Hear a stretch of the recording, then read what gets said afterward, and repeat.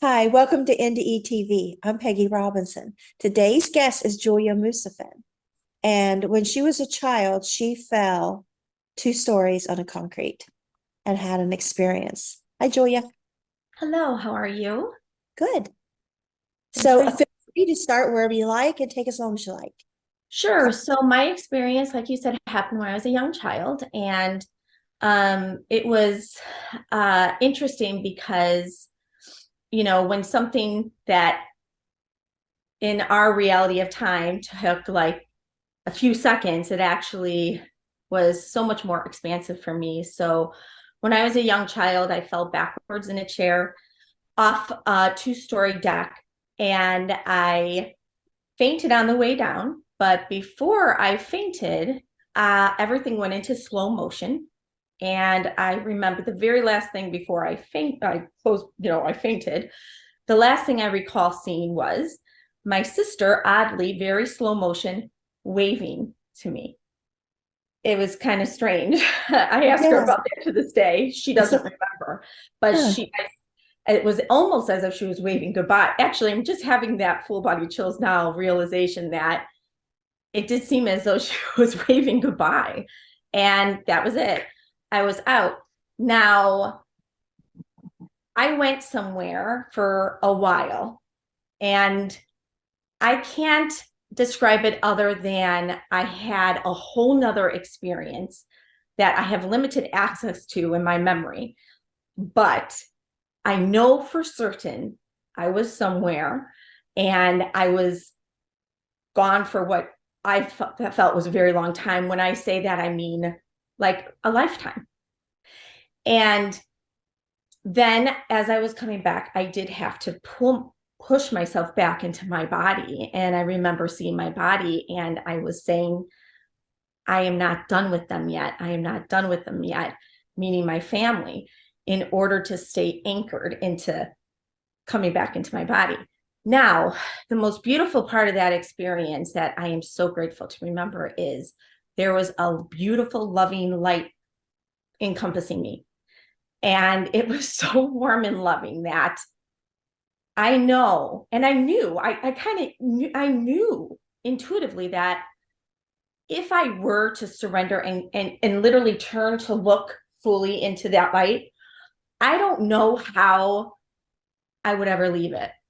You know what I mean? Like it was such a loving for me. It felt like I felt a feminine energy. Like I caught it at the peripheral of my eye. Like I saw this big light being to me. It felt very motherly. Sometimes I wonder if it was Mother Mary because I'm so close to her. And that actually kind of makes me want to cry because I don't think I've ever even vocalized that. But it was such a loving energy. And it wasn't pulling me like you have to come, you have to come. It was just there. And yet I knew that I had to keep focusing on my body. And I kept repeating, which I think is an odd thing for a little girl to repeat. I'm not done with them yet. I'm not done with them yet. I'm not done with them yet. And I kept focusing on my body, even though this felt very loving. I just kind of knew, probably on a soul level, it wasn't my time or I had more to do. But it always kind of was strange what I had to repeat in order, for like if you're older and an adult, you have wisdom. Oh, I have things to do with them. But as a little girl, it was kind of interesting. But I don't think I was a little girl in that space. I didn't feel like a little girl in that space. I felt like a soul, and I had to continue. I had to continue. But as far as the light that I felt around me, I've heard of stories where people go into the light and come back. And I don't know if I would be that soul because it felt so like it makes me cry to think about it. Like it was so loving. So I'm getting emotional, but it was just so encompassing in love. Like, your mother loves you on this earth, right? And that's a beautiful love. If you can like magnify that 1,000 times, like that's the level of love, just so magnetized. And I realized what a gift that is for me because most people just kind of relate to a mother love or another person loving them in a human form. But we're so limited when we're in our humanness, And yes, people can show love deeply. I guess what I'm trying to say, the love that I was able to experience was so beautiful that I don't think I would if I turned fully, even though it wasn't my soul journey anyways, but I don't know if I would be able to detach from that, because what I can tell you, it felt like I would become one with all. Like I would become part of that light, you know what I mean? Like that level of intensity. So anyways, I did get back into my body, and this is how I describe it, as I was already sort of expansive, I feel, because when I went back into my body, I equate it to like a fish flopping on the deck. You know, when a fish is caught and they're flopping out of because they're out of its environment. So I think I went back home.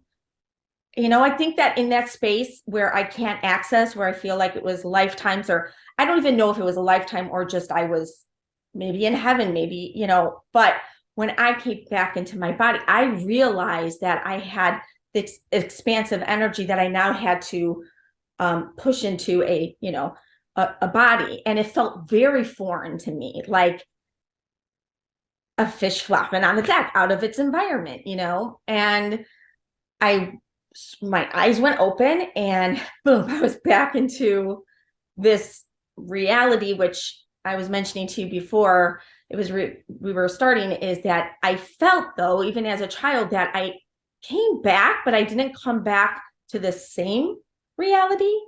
Even though the characters are the same and everything, it felt different.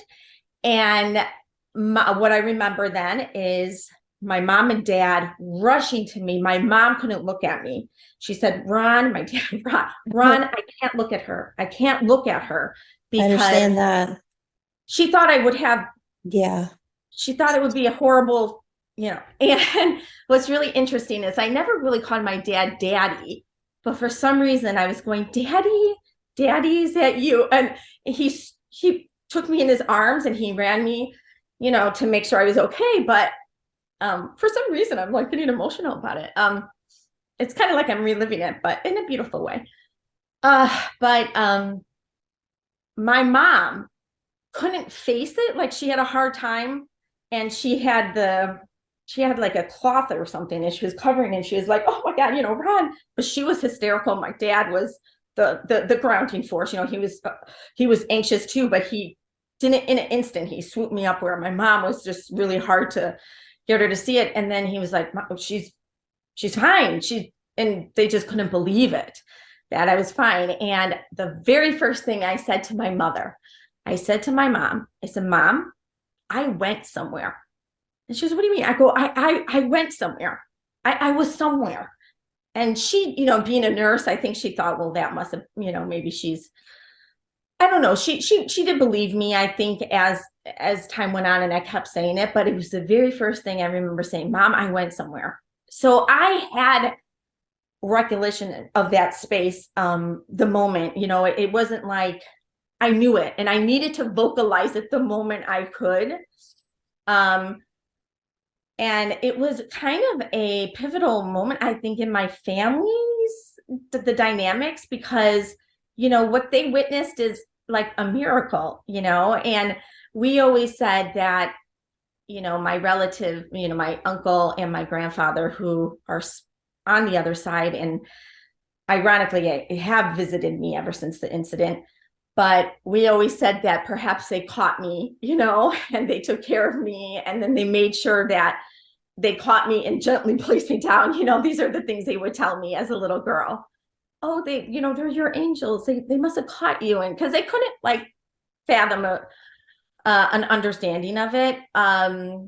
So I think that story is not a lot of people are able to grasp that or are ready to.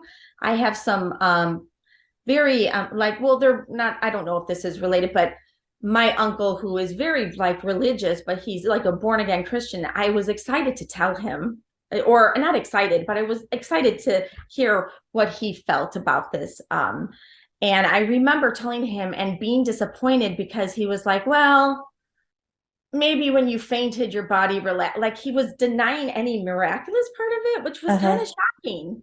I was like, no, that doesn't make sense. Yeah, I understand when you faint, your body's relaxed and stuff, but what about where I went?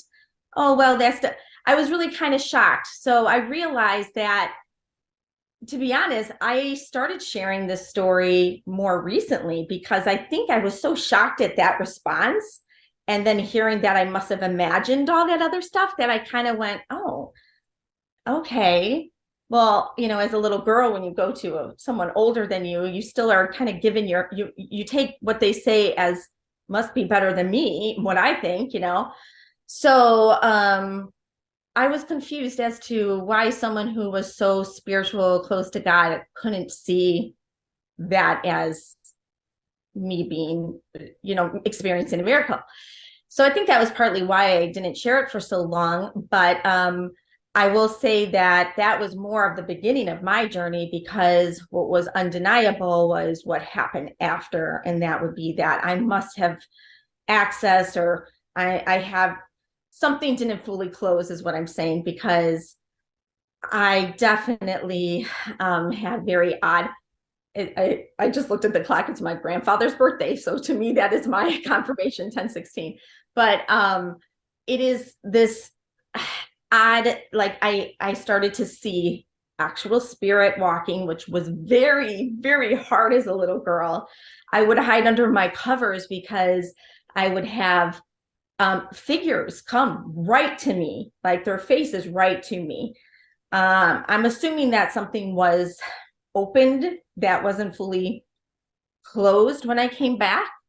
But the most profound experience, well, I had two, was I actually had what I felt was a vision. But again, I think when you tell people, they say, oh, you must have dreamt it before. So I had a vision of Jesus. He came to me and he had a really kind of strange message for me. He was standing in my room. I remember exactly where he was standing. His arms were open. My room was yellow. And I remember exactly where he was standing. And he said to me, you are going to die on Sunday, but you are going to be okay. And he opened his arms to me. And I would not go into his arms because I was scared. I was a little girl. I'm like, I'm going to die on Sunday. I was so scared that I actually stayed on the phone with my friend in the neighborhood till past midnight on Sunday, because it was that vivid. I know it was a vision and a message to me. And I was scared. He didn't, but his energy wasn't scary. The message was jolting and I couldn't understand it. And he wanted me to come into his arms. And so my good friend Monica, back then, I thank her because she stayed on the phone until midnight, until, Monday morning, because I was scared that it was going to be that Sunday. Now I fell off the deck on a Sunday. So it was like, maybe a part of me, a reality died and I was going to be okay, meaning I was coming back in a different way. But that is something that I can't deny as being oddly. That vision was before. Yeah. And then afterwards, what happened was, like I was saying, I feel like I had this access, right? My reality did change because I was mostly seeing things, but hearing as well, but mostly seeing. Now, I have to mention, though, my dad does have a connection, and he has had some near death, not as traumatic as mine, but he has fallen out of cars and stuff. So maybe there's a connection there with something to do with near death experience that opens that, or it's something that's passed down to me. I can't say for sure, but what I do know is since that incident, my reality, even my entire existence from there has been oddly different than the next person. And that is, shortly after that incident, I went to the bathroom in the middle of the night and I was already seeing things like shadows. Okay. So I would see figures. But this is the thing that was so strange. They would come right up to my face and I would hide under the blanket. And they were definitely people, but they were not, I didn't see them solid. They were more like shadows of people, but they were shaped like the body, right? But one day I had to go to the bathroom. So I walk through the hallway. I glance to the staircase and I had a really weird experience. I saw a woman, but the woman wasn't a shadow. She was as if you or I, like another person walking up the stairs, but she was wearing a long white 1800 type of gown. Now, mind you, my house wasn't that old. Okay, my house was not that old. But I turned and I looked at her. I remember exactly. She had her hand on the railing, stepping up, and she looked up. We both locked eyes. What felt like, it was like we were both like a deer in headlights, like shocked. And I felt like we stayed in this locked eye connection, what felt like 5 minutes at least. It was a while. It wasn't a second. We were like, oh. And then when my mind started really going, oh my God, are you seeing this? Look at her. She's wearing an 1800 dress. She must be a ghost or something. Then I darted into the bathroom and I stayed in there for a very long time. And then I will tell you to this day, I will have to say this, I will not glance at a staircase in the middle of the night. Like, it is something that stays with you. But this is the reason why I mentioned this, because I've had lots of interesting situations, but this was the first time that I have seen such a solid human in front of me that really wasn't there. Well, maybe it was there, but the thing that struck me was how she was just as shocked to see me as I was to see her. And I could not let that go. I would think about that, like, why was she, you don't think of that, like, it was like she saw a ghost, right? It was like she saw a ghost and I saw a ghost. So, more recently on my journey, I think about that, like, did I see, were realities blending? Was she in her reality in her time and I'm in my time, and somehow there was some type of a blending? And then I go, well, why would she be in my house? Well, maybe she's in her house. And, it kind of, I understand that. yeah, Trying to figure it out. Yeah, because I think I think it was part of my journey, because having that experience where it was so, like, we both had that, like, what? Oh my God, what am I looking at? Really made me ponder on a lot of things. Or was she me from a past life? I don't know, but it made me start thinking of all these different things. And there's been many experiences since then, but And how were you when you fell out the window? How old was I? Yeah. 9. 9. Okay. I was 9. I was very young. And I think I was like probably 4 or 5 months after that this happened. But I was seeing the shadow people. I was seeing those people in my room. And again, there could be a lot of factors. Was the house, was there a portal in the house? I don't know. But, I do know on my journey that everything is divinely orchestrated, right? So it's all for a purpose. I just know that it started my life. I was, when I came back, I really truly felt like my path has changed. And I really kind of kept everything inside. And I'm very much an empath. I feel like I became an extreme empath since that, which has its pros and has its cons, right? Because you feel everything so deeply. And when you're little, you don't know what's yours all the time and what's not. But then you also know things about people and you feel them. It's, a lot of when I help people, it is because of being that sensitive, because I'm able to be them and experience them. And that helps them, and I love being a comfort for others. So in a way, it's beautiful. When it's not beautiful is when, you get overcome with emotion and you feel like everyone, you try to start to micromanage everything, and you want to make sure everyone's happy, and of course, because you want them to be happy, but you can't deny that there's a level of doing it because you also cannot stand being uncomfortable. It's hard. So then you go into this path the con of it is for many years I've been enabling, I call it the enabling empath. I just end up enabling because I want to be comfortable. Do you think maybe that because you saw this motherly figure, maybe even Mother Mary, that you felt her love, that maybe some of that come back with you to where you're so motherly? Oh my gosh, that makes me so emotional because I did a women's retreat where I was drawn in Michigan, and I've always been, since then I was, in fact, it's amazing you're saying that because, when you're a teenager, normally you have like posters of like New Kids on the Block and, I had an altar with Mother Mary. Now, I'm not saying I don't call myself religious because I also intuitively felt there are some things that are not godly that are from man, and so I was very tuned to that. Like, that's not God. No, God's loving. I experienced it. That is not God, so I really say that, God is love, and we have a speck of that inside us.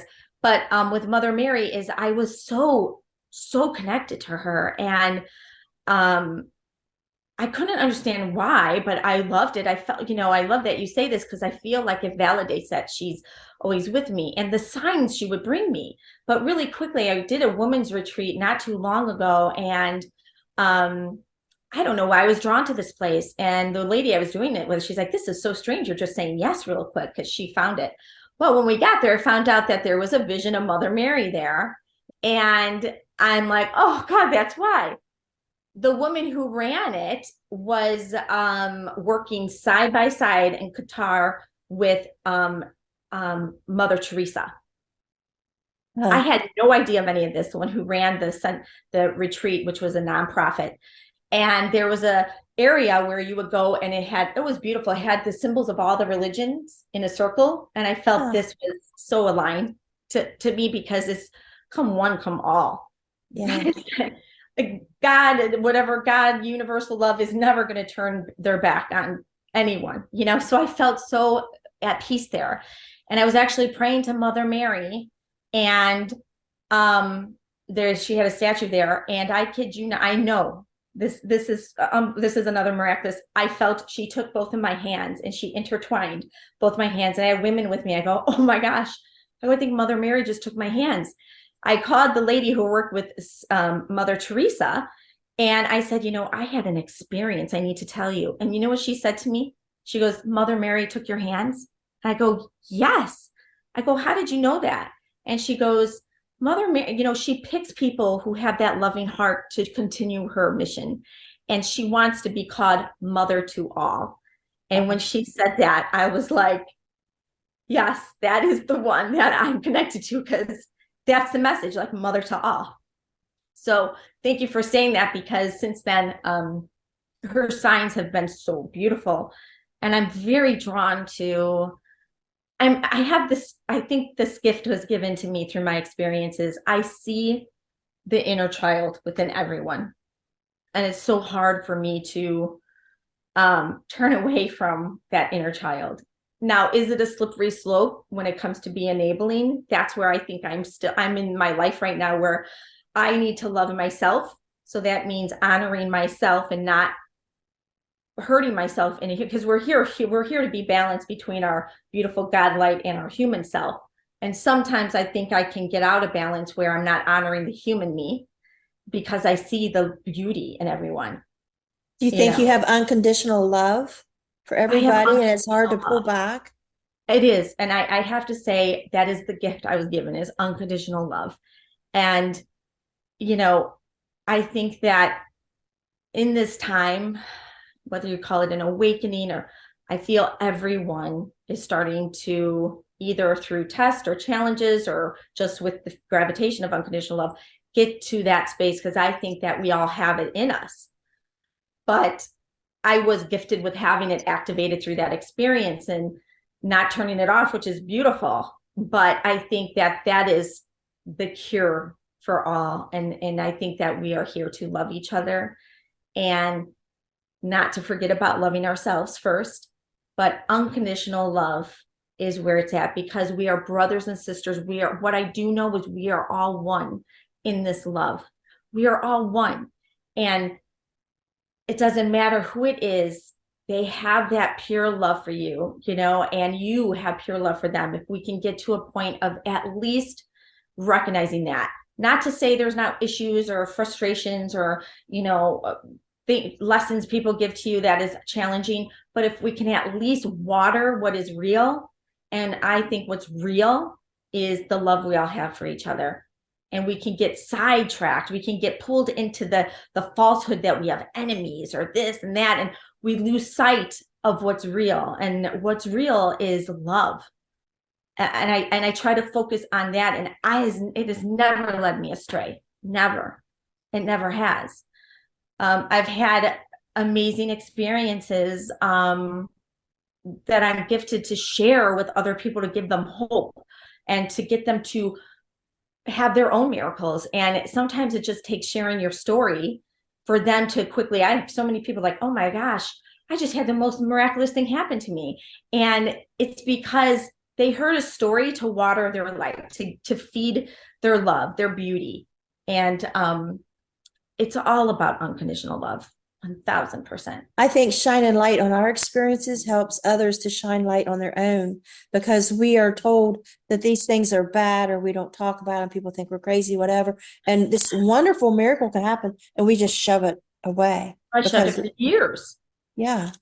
And especially as a child, because, even it doesn't even matter how old, even if I was 20, 30, 40, it depends. Like when you feel like you had this beautiful experience to share, and just one person says, no, that's not possible.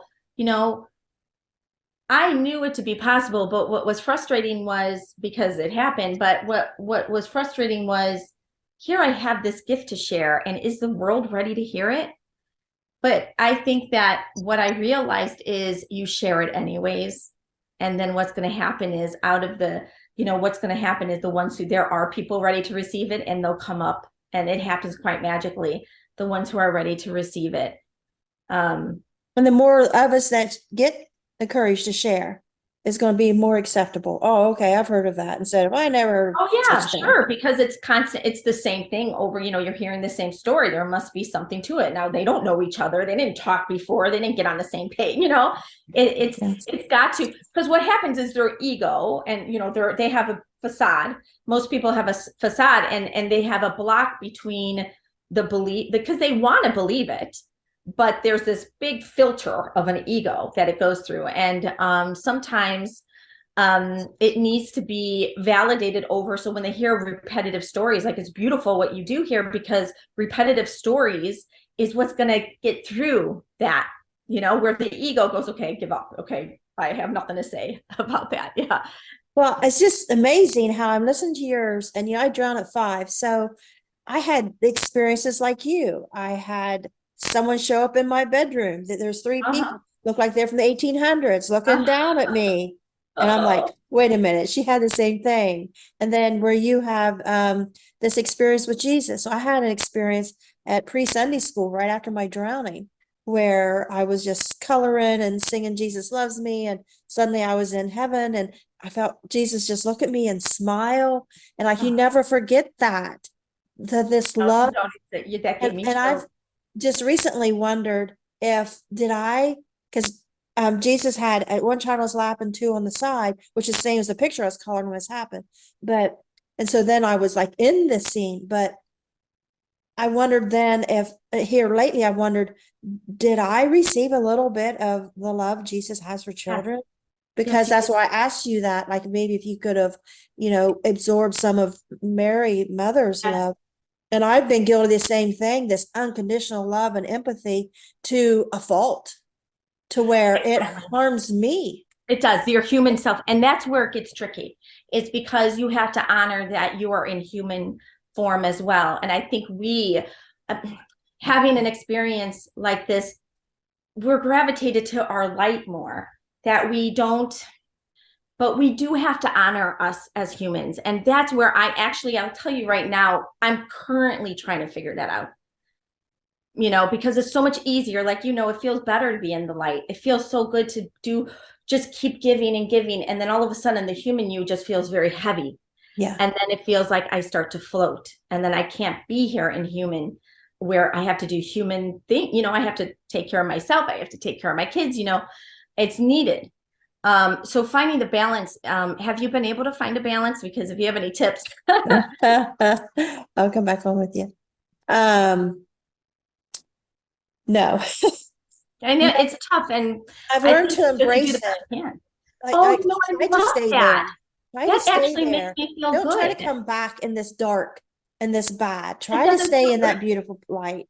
Yeah, I guess what happens is you have your friends say, "Oh, you shouldn't be treated that way."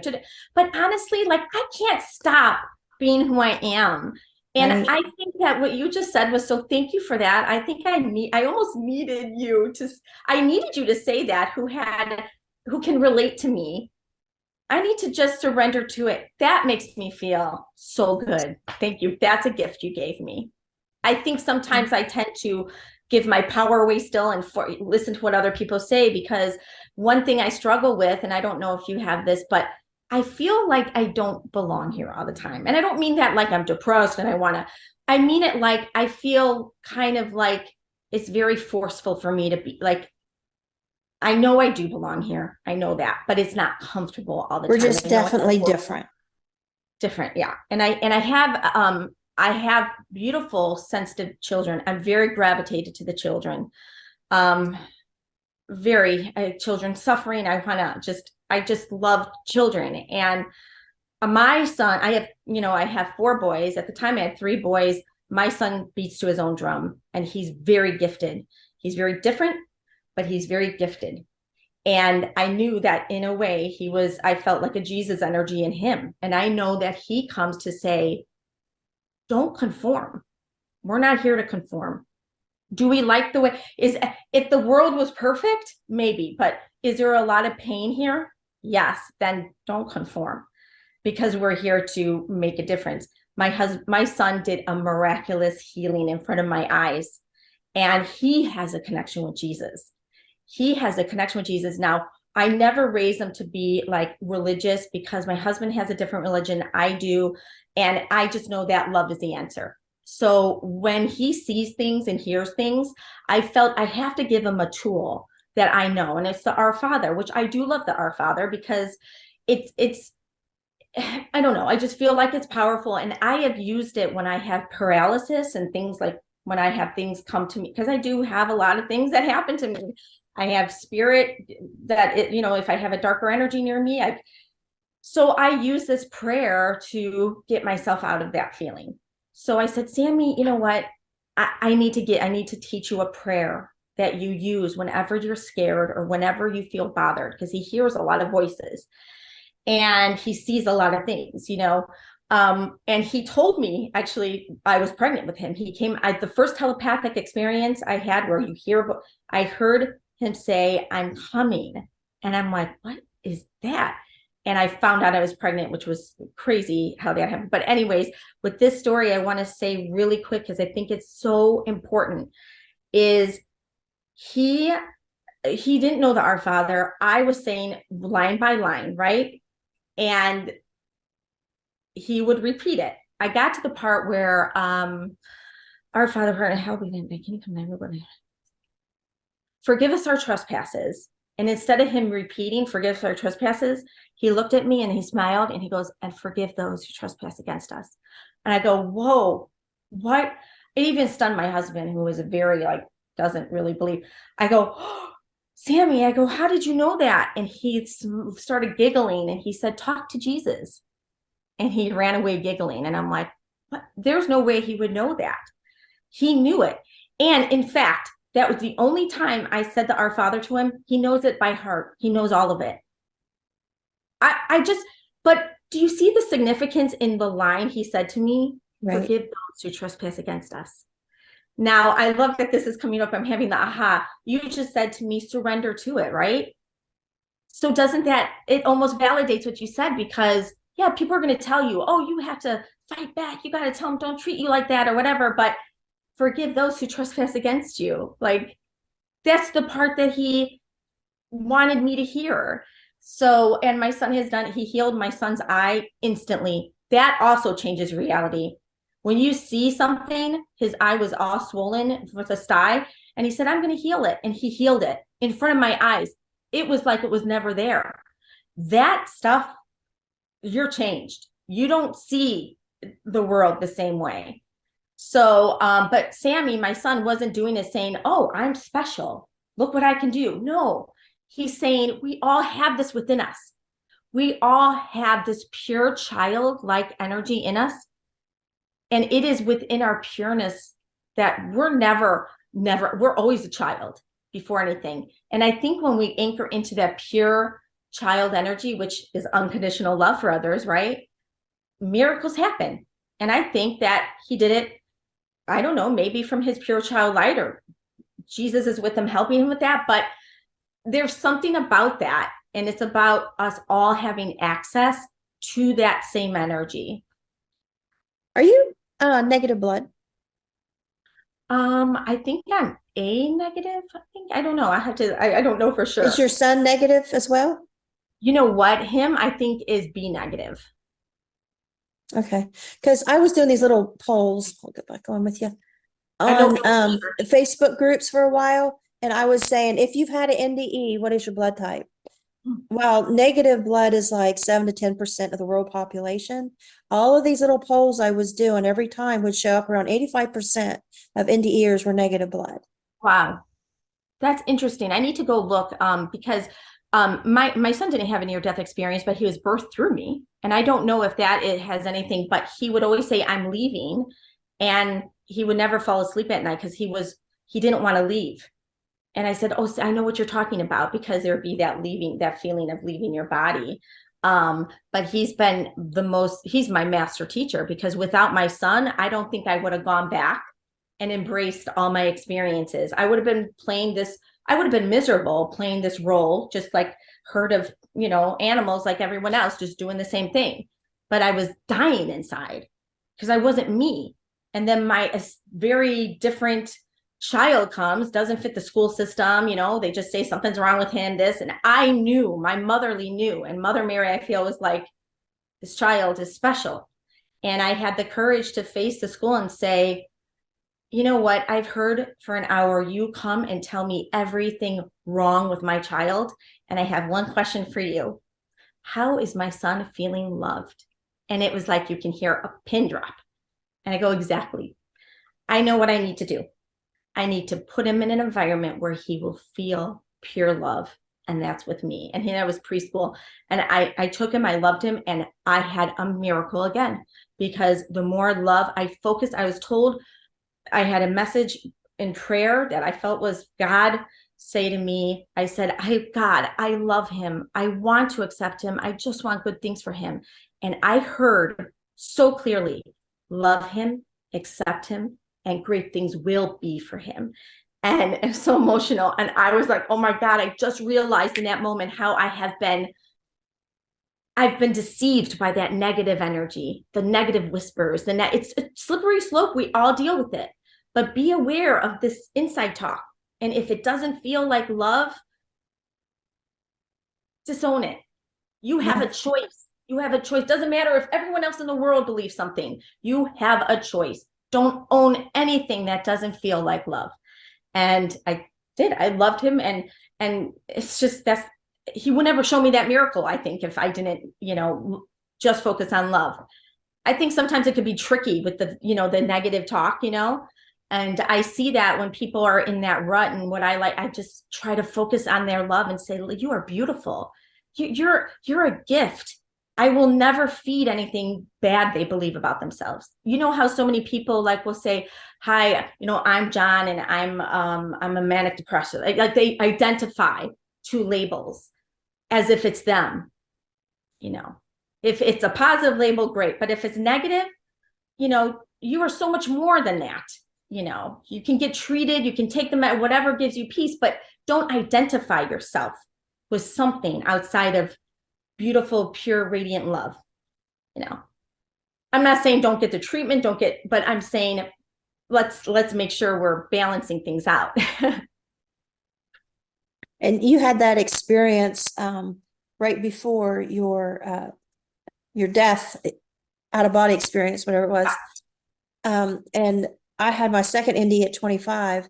And a week before that, I had an experience. It didn't tell me like you're going to die on Sunday, but it was my son, oldest son, Matthew, yelled, "Mom, Jeremy." The boys are like 4, 5, 6 years old. I was 25 at the time. And, just that fear, like what happened? It's just that shrill, that scream to everyone's here. And my husband took off running to see what was going on. They were down by the creek in the woods. And I just froze in fear. I was like, I can't go down and see my baby dad, kind of like your mom. She didn't want to see her child hurt. And so I'm standing there, like, and I needed to be there right now, not the time it took my feet to get to my son. And I just started instinctively praying, and I left my body. And in that space of this, right out in the air from my body, where I seemed to be now praying, it was like I was so scared I popped out of my body. But in that space, I got the all knowing of, oh, that creek is normally ankle deep, but because of all the melting snow and rain we've had, it's up and it's swift, but it's not too deep. He's fell in and he's trying to swim. And so I immediately stopped praying to God and start praying to my son. And I said, "Jeremy, stand up. It's not that deep. Walk out of there." Oh my God. And then he was around like 5 then. When he was 20, he was having a New Year's Eve party. I'd never told that story because then later that week I lost my twins. I died, had an NDE, lost my twins and all. And I was through this depression, all this stuff. So like say he was 20, having this he was having a New Year's Eve party, and his apartment is full of his cousins and friends, and he was in the kitchen with his girlfriend making mixed drinks. And I don't know what made me, I just started telling his friend and cousin that was staying there about this, how I was praying and how scared I was. And my son Jeremy stepped out of the kitchen. He said, "Mom, I heard you praying." Oh my God. He said, "That's what it was." He says, "I was trying to swim. I heard you say, 'Jeremy, stand up. It's not that deep. Walk out of there.'" And I had noticed, at the time this happened, after I prayed, I walked real slow down the hill and I stayed back because I was like, "Your mom, I can't see my baby dad. I can't." I was like, "God, you don't give us more than what we can handle. I can't handle that. I can't have my baby Jeremy die. I'll be no good to anybody the rest of my life. I mean, they'll put me in a psych ward. I mean, I'll just go. Oh, for sure. Yeah. And Right. so I'm standing there so scared, afraid my husband's going to come carrying his dead body. And all of a sudden, I see my husband who just got to the creek, and I see my son Jeremy step up out of that creek. He didn't look at his dad. Like he had these amazing blue eyes. And I see his dark brown hair, his top of his head, and he come up out of there, his eyes fixed right on me, while clear across the field. And I'm still like frozen because I'm thinking I'm seeing his ghost. I mean, I'm so convinced my baby's dead. I'm like, what? I'm seeing his ghost. And he comes to me and he looks at me and says, "Mom, was you worried about me?" I fall to my knees. I hug him. "Jeremy, you're my baby." And so, not knowing then that he heard me praying, I didn't know that then, but that's why he was in that state when he walked, like a trance to Wow. me. And so, he's, in his 40s now, and he'll say, "That's true. That did happen." Now, do you guys have you always had that special connection? Yeah. Where, yeah. Yeah. It's interesting how our children are, I say he's my master teacher. I have 4 beautiful souls but all done miraculous, like not like Sammy with this healing thing, but I say they're like our master teachers reminding us of that connection in love. I had a message from Jesus recently. I had one. I said, "Jesus," I go, "how did you, this miraculous healing?" Because then I became kind of obsessed with it because I saw my son do it. And I said to him, "How?" I go, "I believe. I'm a believer. I really do believe. Why is it I feel a lot of people believe?" And he said, "What comes before the belief is always the love. My healing came from my love." And if people just focus on loving each other, loving themselves, and loving each other, meaning forgiving, meaning maybe letting little things go, and meaning maybe asking, how is this person really helping me, even though it seems like they're hurting me? How is this helping me? But basically his message was, it was the love.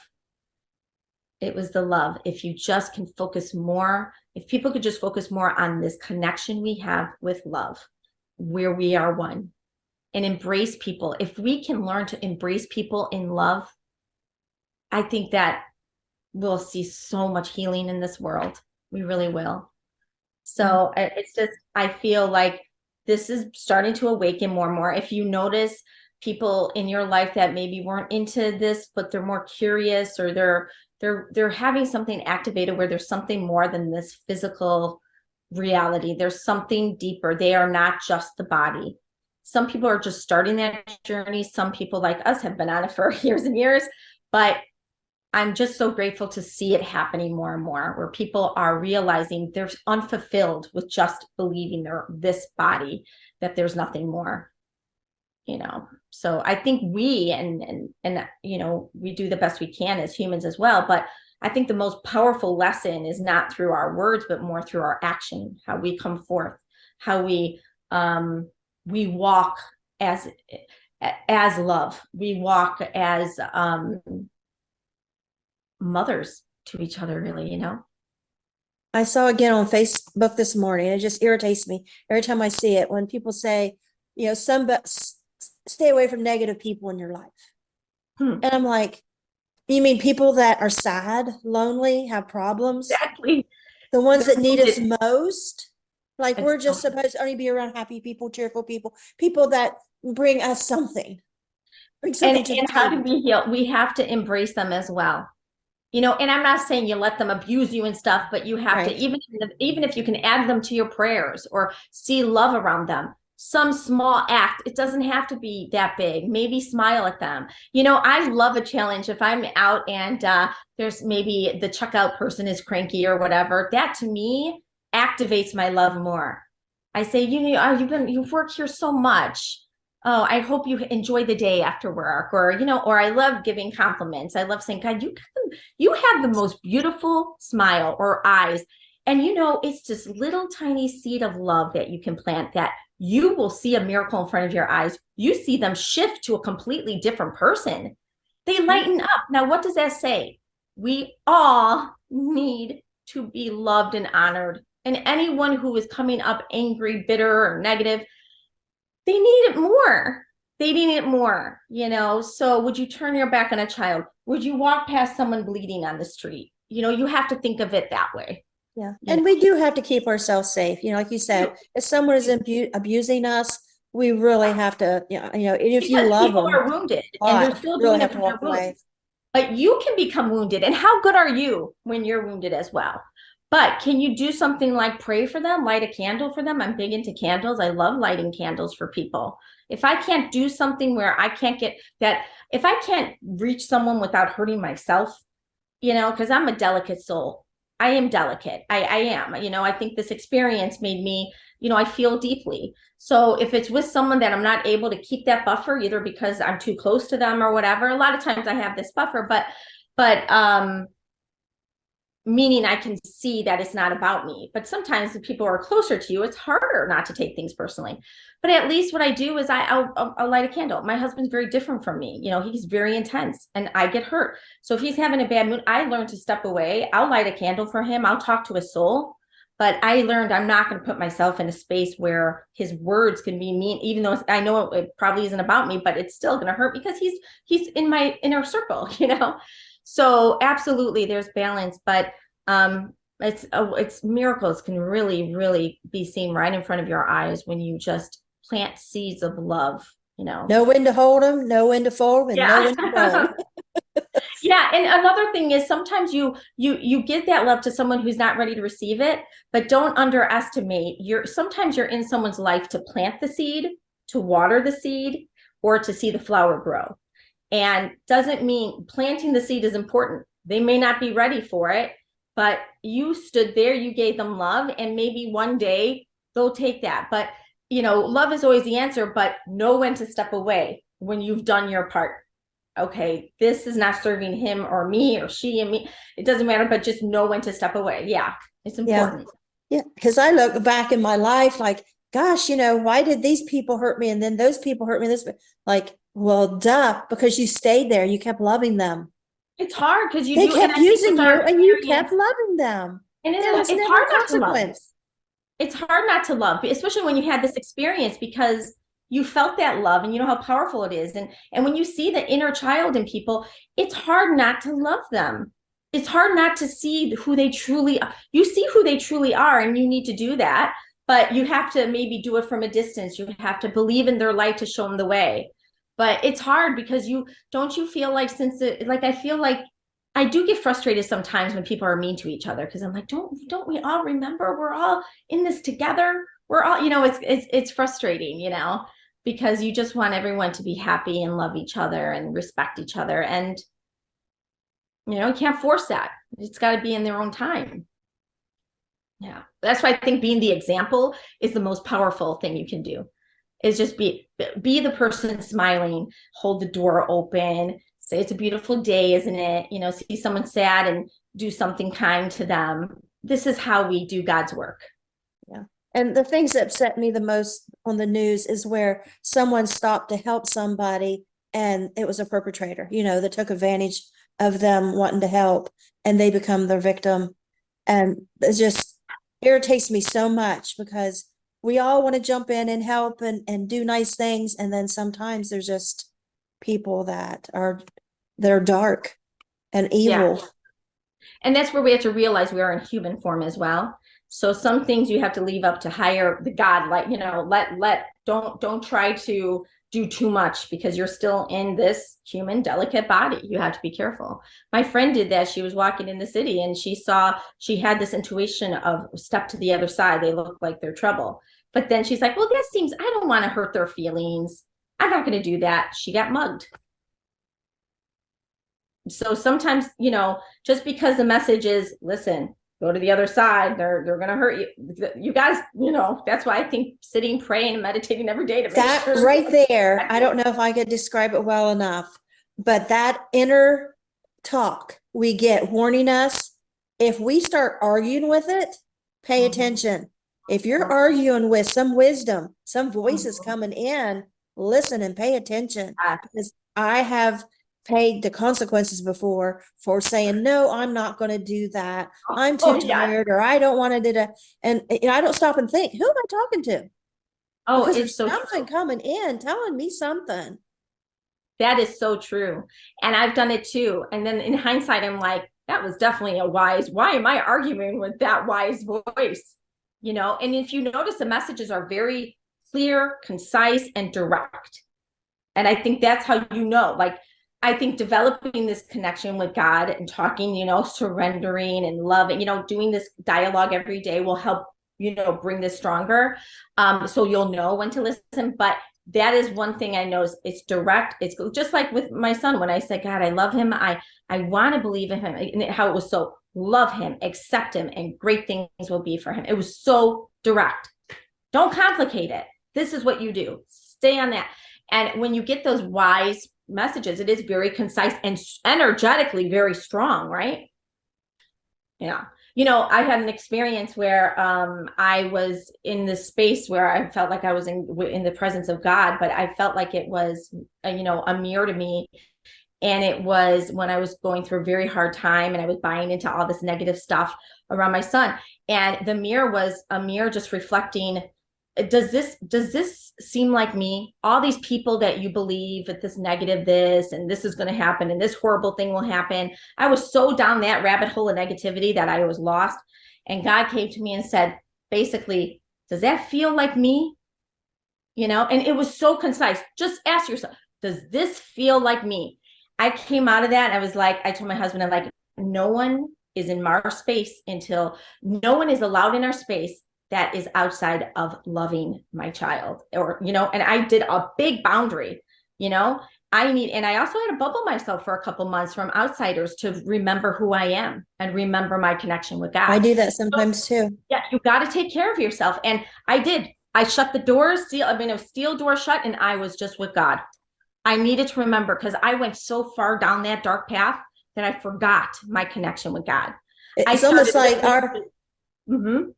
like our light goes out in pieces here, pieces there, pieces everywhere, and we have to get in an enclosed Oh yeah. place to get that light contained and build. And that's I the had to way, that's the way I know to recollect tell it. it.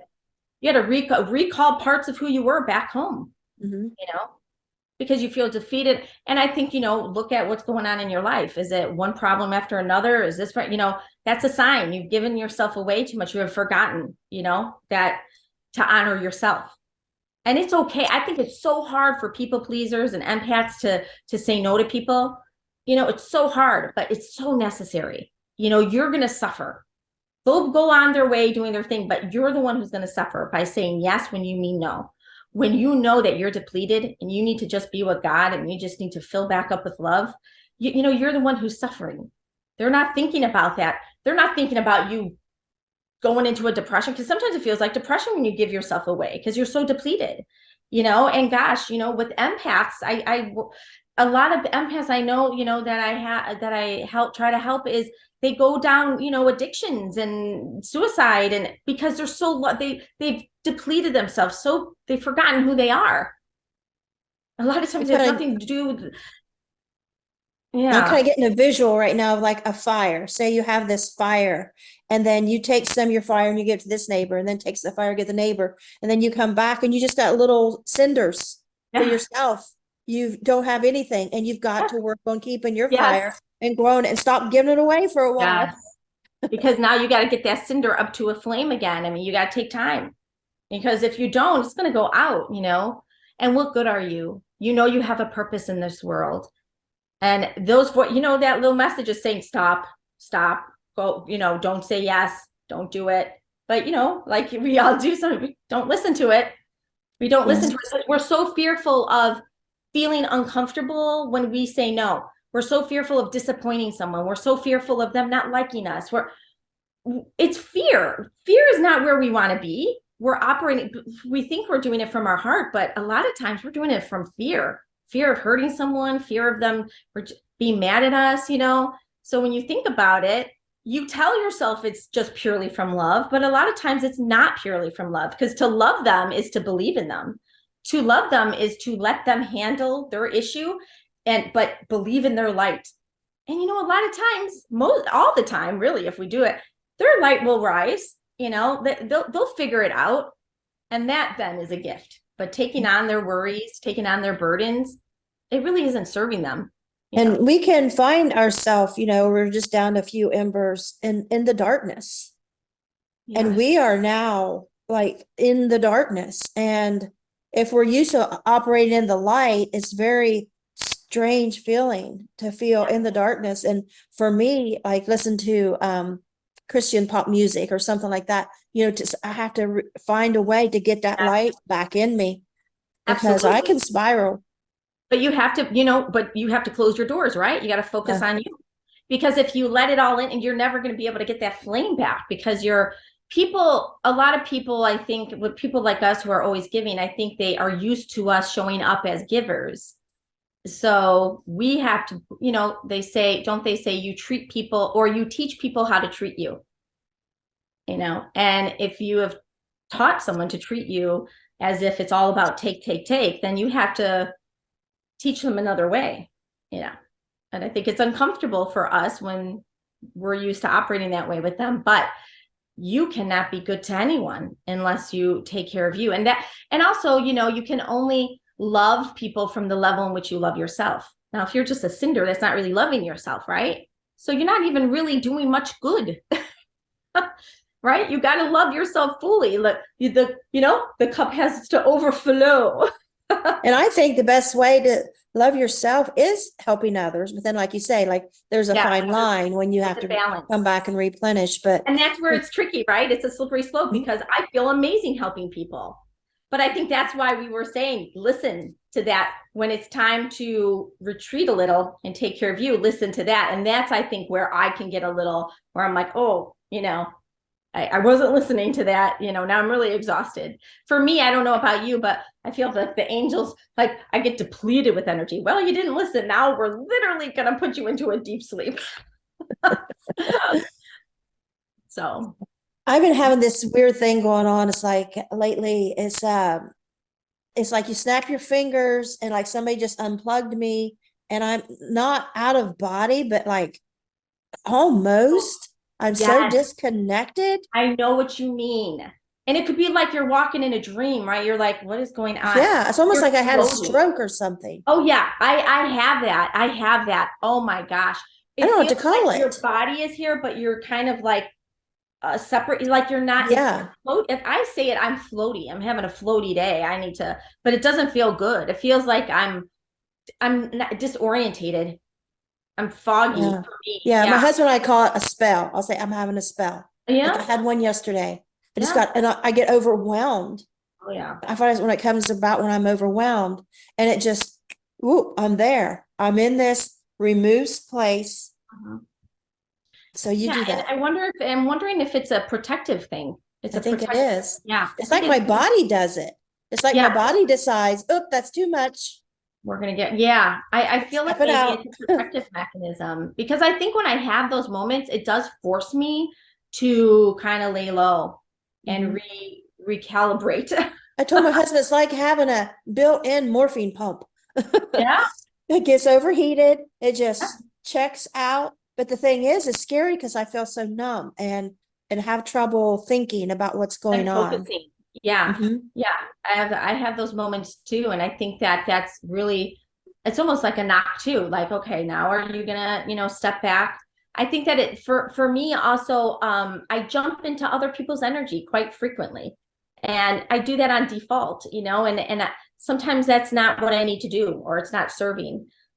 Because I think that I do a lot. And like you said, like when our energy's all over. And also I get a lot of, and you too, probably you get a lot of info going all the time in your head, and you're thinking about, it's like having 20 radio stations at the same time you're Hmm. processing. And it could be very exhausting and overwhelming. And sometimes I just need to like try to try to turn off as many of those as I can. And usually that has to do with being in my own space, not being in the space of too many things or people. You know what I mean? Just trying to. Now, my son, who's very sensitive, he's very good at like, he goes in his room and I'll just say, he's just sitting on the bed like this, like, just, Mike, are you meditating? Are you praying?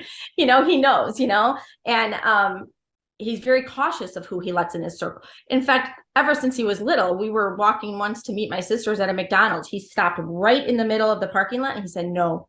I go, what, Sam? I go, we're meeting them. We're going to go to the zoo after. I go, we got to go. He goes, no, mom, no. And I didn't know back then what really, I wasn't quite yet, still in my darker area with him. So I swooped him up and he was like, I don't know, he was like 7, he was bigger. And I took him and he buried his head into my neck like he was a little boy. And I'm like, Sam, I walked into that McDonald's. My eyes went right to this man that felt heavy, very heavy. I don't know. I can't, from what I felt like he was maybe a criminal energy, not so good. And we locked eyes too. And it's almost like he knew I could see him and I knew that he was not energetically good for me or especially my son.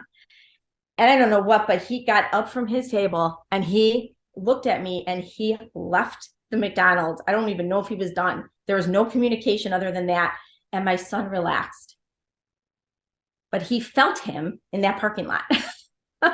So now in hindsight, I know that I don't go a step further. If my son is like, no, mom, I'm not going in there. Because he doesn't know what's making him. Maybe he doesn't know it's that guy's energy. He just knows there's something energetically not feeling lovely to me. And now I know better. If he stops and he's like, no, I don't want to go, I go, okay, let's go in the car. We'll wait. you know? We pulled into a campground one time. My husband was ahead of me with the truck and the camper, and I was behind in my car. And I was so happy that we're, finally at the campground and could relax. We've been to this campground before, it wasn't a new place to us. And all of a sudden, I seen this young guy, and he's really nice looking. And my first thought was, oh, I wish my daughter Emily was with me. It was before she got married and had kids and stuff. And I wish she was with us because I would hook those up. And because my husband worked on the pipeline, he was probably working the pipeline, which means he probably had a good job. He's really nice looking. And so all of a sudden, that happy thought, all of a sudden, instantly, he killed somebody. Whoa. It was like fact, not disputed fact. He The killed message, somebody. He very killed clear, somebody. concise. And so we went and set up our camper and we're sitting there that evening and looking in my window and there's a cop looking in. And here, my husband went to the door. It's like, can I help you? Yeah. And come to find out the guy on each side of us, which one of them was that cute guy, camper on each side of us, had killed a guy the night before. Wow. And that was the allegation. There was a fight and things happened, and it come out later that it actually was caused by somebody leaving him sitting up alone after the fight, and he fell and hit his head. Was actually the final thing that killed him. Yeah, But yeah, they were arrested for murder, and this went on for a long time. And so it's just so strange when those things come in. And see how it's so clear and concise? It's always very clear and concise. So I think that like, as long as we have space, I think the key here is to be with ourselves, have a quiet time to connect with ourselves. And then that connection will lead you to the God light and be still with that. And I think the more if everyone can just take 5-10 minutes, I think we'll trust in that more, and I think that'll help us a lot in trusting in our intuition and our knowing. I think intuition's a gift from God. I think when you have intuition, it's God speaking to you. It's that connection with God. If you feel something, and again, I think it's important to let go of needing to be accepted by others with your intuition. Like, trust that the relationship between you and God is more important than what anyone else thinks. Yeah, nobody else has to believe it. Nobody. And if you're given up two paths, a path where just all these people believe this path is right, and then just God saying this is the path, you better believe I'm going to go on the other path. So that's something. I've had those experiences too in the movie theater. I was sitting next to a guy, and I felt dark. I felt rape, like rape energy. And I just said to my husband, and I said, I cannot sit next to this. We have to go move. We have to move. I can't. My heart was racing. I was getting flashes. I'm like, this is not good. And I had to like remove myself. I think we left the theater actually, but it was just, sometimes you got to take care of yourself. You're an energetically sensitive person. Now, if you don't listen to that, that's a lot of energy you're taking on. It'll affect you if you don't check in with yourself. All things can be healed in God's love, but if you're not connecting to God's love, then how are you going to be able to clear that? Yeah. And there's so many things like that at the theater that we don't ever get a confirmation. Was that person really that, we went to the movies the other night and I was getting ready to walk in, and a bald man come walking straight towards me, glaring right in my eyes. He kept staring right in my eyes. And I thought, well, he's wearing bright red tennis shoes, bright red jogging outfit, but a long black trench coat, like a Western type, like a cowboy type would wear. Yeah. There was something about that look and the way he was dressed. I was afraid there was going to be like a movie theater shooting or something, like what's under that trench coat. Right. And I'm thinking, if he comes in this movie theater, I'm not staying in here because I'm just not comfortable. But he didn't. There's only two people in there, but he went in the front concession stand and then walked out. And I thought, that's weird. Nobody goes in to buy concessions at the movie theater because they're so expensive. Yeah, so it is. He got his ticket for later. You know what I mean? But I was just like really watching you. But the fact that you come in with your, I think you're such a light that sometimes people run away from your light. Some people, but it's, I think what we have to realize is, doesn't mean you dim your light because you make people uncomfortable. You shine your light because this is your example that you've set. Not everyone's going to be ready for that. A lot of people will be gravitated to it, and that light will ignite their light, and then other people will run from the light, but I think it's important we don't dim our light. We trust in that. And it's not that sometimes the message that's very clear and concise, it's just, you have to trust it. It's not that you're coming from fear. It's just, you have this, like my friend, she overthought it. Oh, I don't want to hurt their feelings. I'm not going to cross the street. And then she, got mugged. So that was her message of, sometimes messages are, intense and strong for a reason. It's still from God, Yeah. And I think sometimes, maybe not you, but sometimes I forget the power of prayer. Oh, like a few weeks ago, I was starting to fall asleep and I was praying, and I woke up with a jolt, and in my head real loud was Black Friday Walmart shooter. Oh my gosh. And the next morning was a Walmart shooting, but it wasn't Black Friday yet.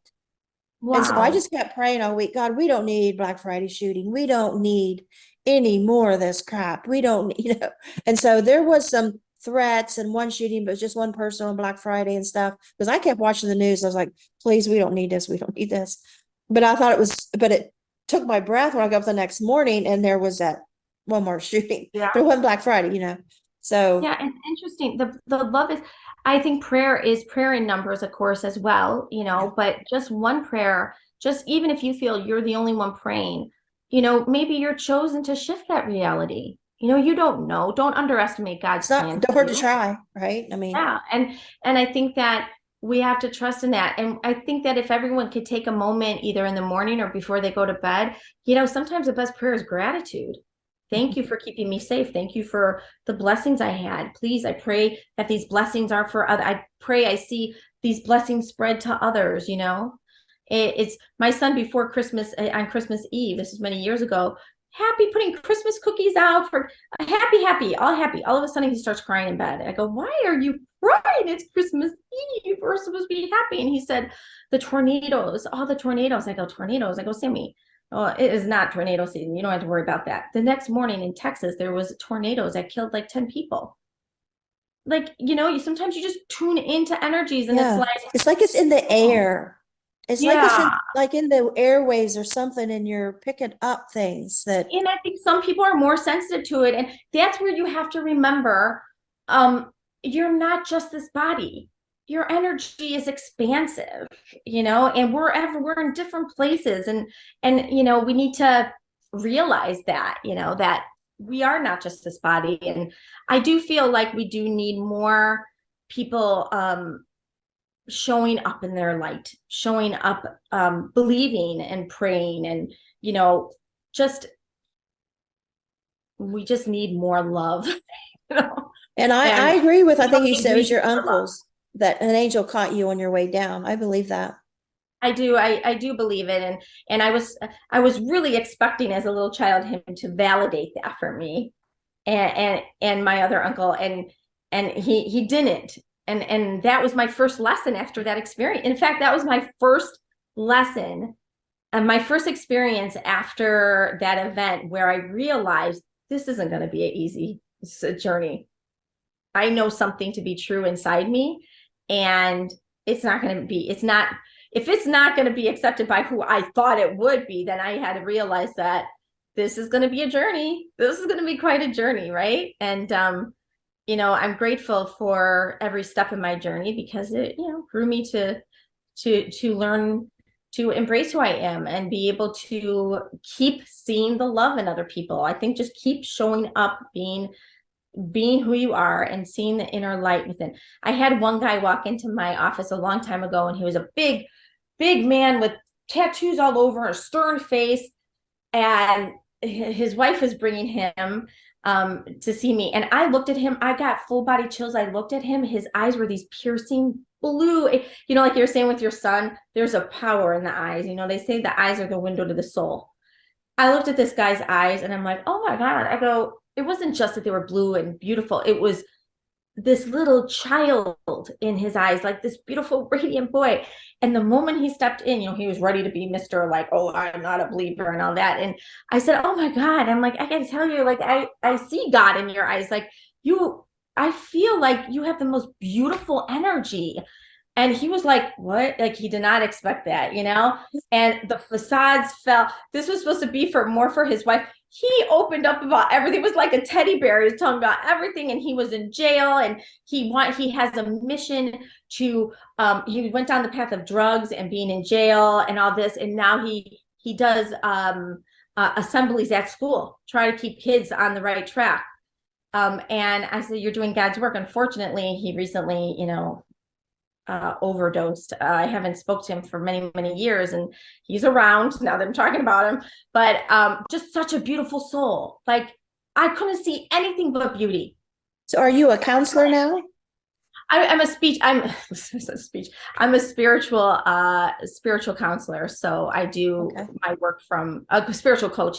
I do my work from God light, and I just try to help people through a lot of different things. But I deal with a lot of people who are in the dark, and they're in a dark place, and gosh, they are so thirsty to remember who they are.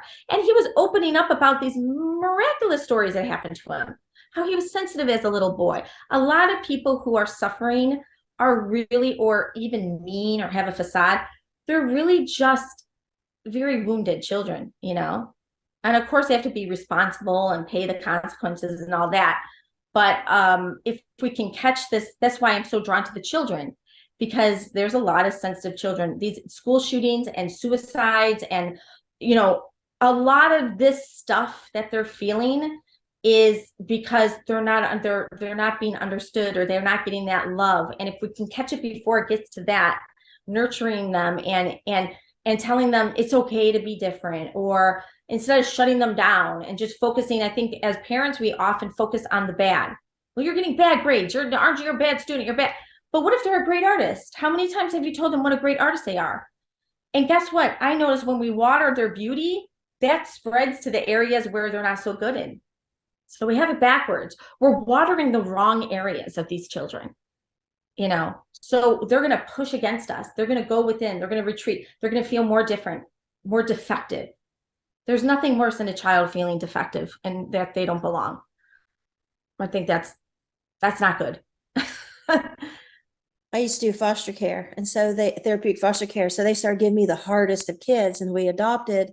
And then the last ones we adopted, the last 4 girls, the 3 oldest decided they were going to start telling lies on us and causing problems. And at the end of the psychological evaluation said that we were really good parents, but we should consider thinking about unadopting the last 4 we got, because they were bent on destroying our family. I mean, they wanted us in jail, you know, they weren't going to stop. And that unconditional love, you know, where it can become a problem. And I said, well, the youngest one, she hasn't lied about us and caused some problems. And the next 2 oldest, they're just doing it because the oldest girl they're low IQ, and they're following her because she was always like a mother figure of these children before we got them. And so, you know, there you put yourself out there, your big heart, you're risking you know, going to prison and losing young children because of this. And I was like, these are my kids. They might be brats, but they're my kids. Well, so the other 3 ended up doing fine. And they says, we're never doing that again. You know, mommy, I'm sorry, and all this stuff. Yeah. And so now the oldest one, now that she's grown, has children of her own, and she's raising one of her sisters, 2 of her kids, because she got on heroin and stuff. And so, you know, she understands now exactly what she did, but she had no way at 13 knowing the consequences of what, you know, the ripple effect this was doing to her family.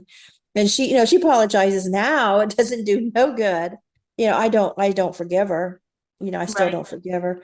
But she took advantage of the love, but now she's seen in her own life how that's playing out for her as well. Yeah. It's interesting how life works, right? Because now she's reflecting on what she did, you know, and that sometimes loving someone, you know, this is what I had, this message was so powerful. Sometimes you think you're loving someone when you're enabling them, because we're here to fulfill contracts on a soul to soul contract, not a ego to ego. And so many times unknowingly we're fulfilling, we're trying to make someone happy through an ego where that's not going to serve them. So sometimes loving is not comfortable, right? But it's love. It's a pure form of love. But I mean, being a foster parent, is such a beautiful work to do. And I've always often thought of it, but how difficult it would be for the entire family when you have intense cases like that. And most likely they came from abuse or something, right? There was something that, you know, that they're not just born that way, you know, but still you're taking that onto your entire family. So there's so many elements in play that it's a big deal. Yeah. And you know, most kids, they get up on a Saturday morning and watch cartoons and eat cereal. These kids were drinking and smoking pot and running the streets and seeing what they could steal and get into, and very sexually involved. I think that's where it's hard. Don't you feel like that's where it's like that balance, because love can be taken advantage of, you know, so love is never wrong, you know, but it's like that balance of, okay, you know, this isn't serving me. So I always have to check myself. Are my decisions, you know, it feels more comfortable to just forgive and let it happen, you know, but if it's a repetitive pattern, then maybe I'm not really truly giving them what they need. There needs to be something more. But it is a journey, especially when you just want everyone to love each other and respect each other. And that doesn't always play out. Because when you love someone and you're being abused, you have to give up loving them. It Mhm. feels that way, which I learned that you can still love them, but from afar. Yeah. Well, and when you think about it, maybe that's a pure form of love, you know. Maybe that's the love they need, is from afar. Because Yeah. you give To that afar. realize not everybody's going to put up with this. That's just natural consequences in life. Not everybody's going to be mistreated, lied about, treated like this, so horrible, and still love you. So, I mean, so let's just learn that lesson now because, Yeah, right. Right.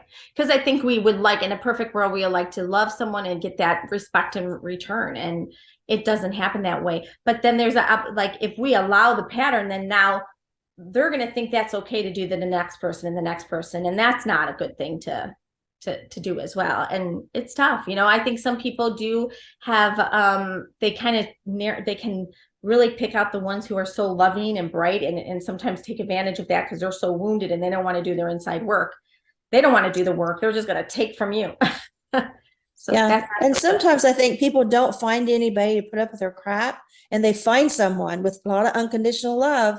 They'll put up with their crap, put up with their crap, and they just keep on doing it and doing it And it until destroys you. someone It says destroys stop. them. Yeah, I think that like there's the, if narcissist personalities, that they tend to go towards people who shine bright, and because they know they'll keep forgiving, they'll keep allowing. And then that person really, that's when you realize, okay, I am not just the light, I'm a human body and I'm being destroyed. Like I'm miserable, Yeah. And that's I the think, real joke. yeah. And I think the other person learns that you are somebody I can wait my feet on. That's all I do is wait my feet on you. They don't know anything else other than waiting their feet on you. They don't even really, unfortunately, sometimes you attract people who don't even see you as a human. They're just as a value other than to take advantage of. They don't see you. You don't have your own personal, they have no empathy for you. Ironically, what you have for them, this empathy and love, they're unable to have that for Right. you. It's the Yeah. complete opposite. They are the opposite. So, whew, that's a tough one. I And a think lot of that's these happening a kids lot. in foster care, if their mothers didn't love them, then when they go in care, these are the kids that gonna look like they bond immediately, which those kids did. We were mommy and daddy like day one. That's not normal. As a foster parent, that's wonderful. We think, oh, they love me. I'm mommy and Yeah. daddy already, isn't that cute? But what you don't realize is this is a wounded child and they've got a bonding issue and they may never bond. What they do is they see other kids how saying mommy and daddy and acting this way. So they pretend it. They're constantly in acting mode. And then they get to be teenagers and I'm not acting anymore. I'm going to put all this I love you stuff to the opposite sex. And the sex Oh, becomes their obsession.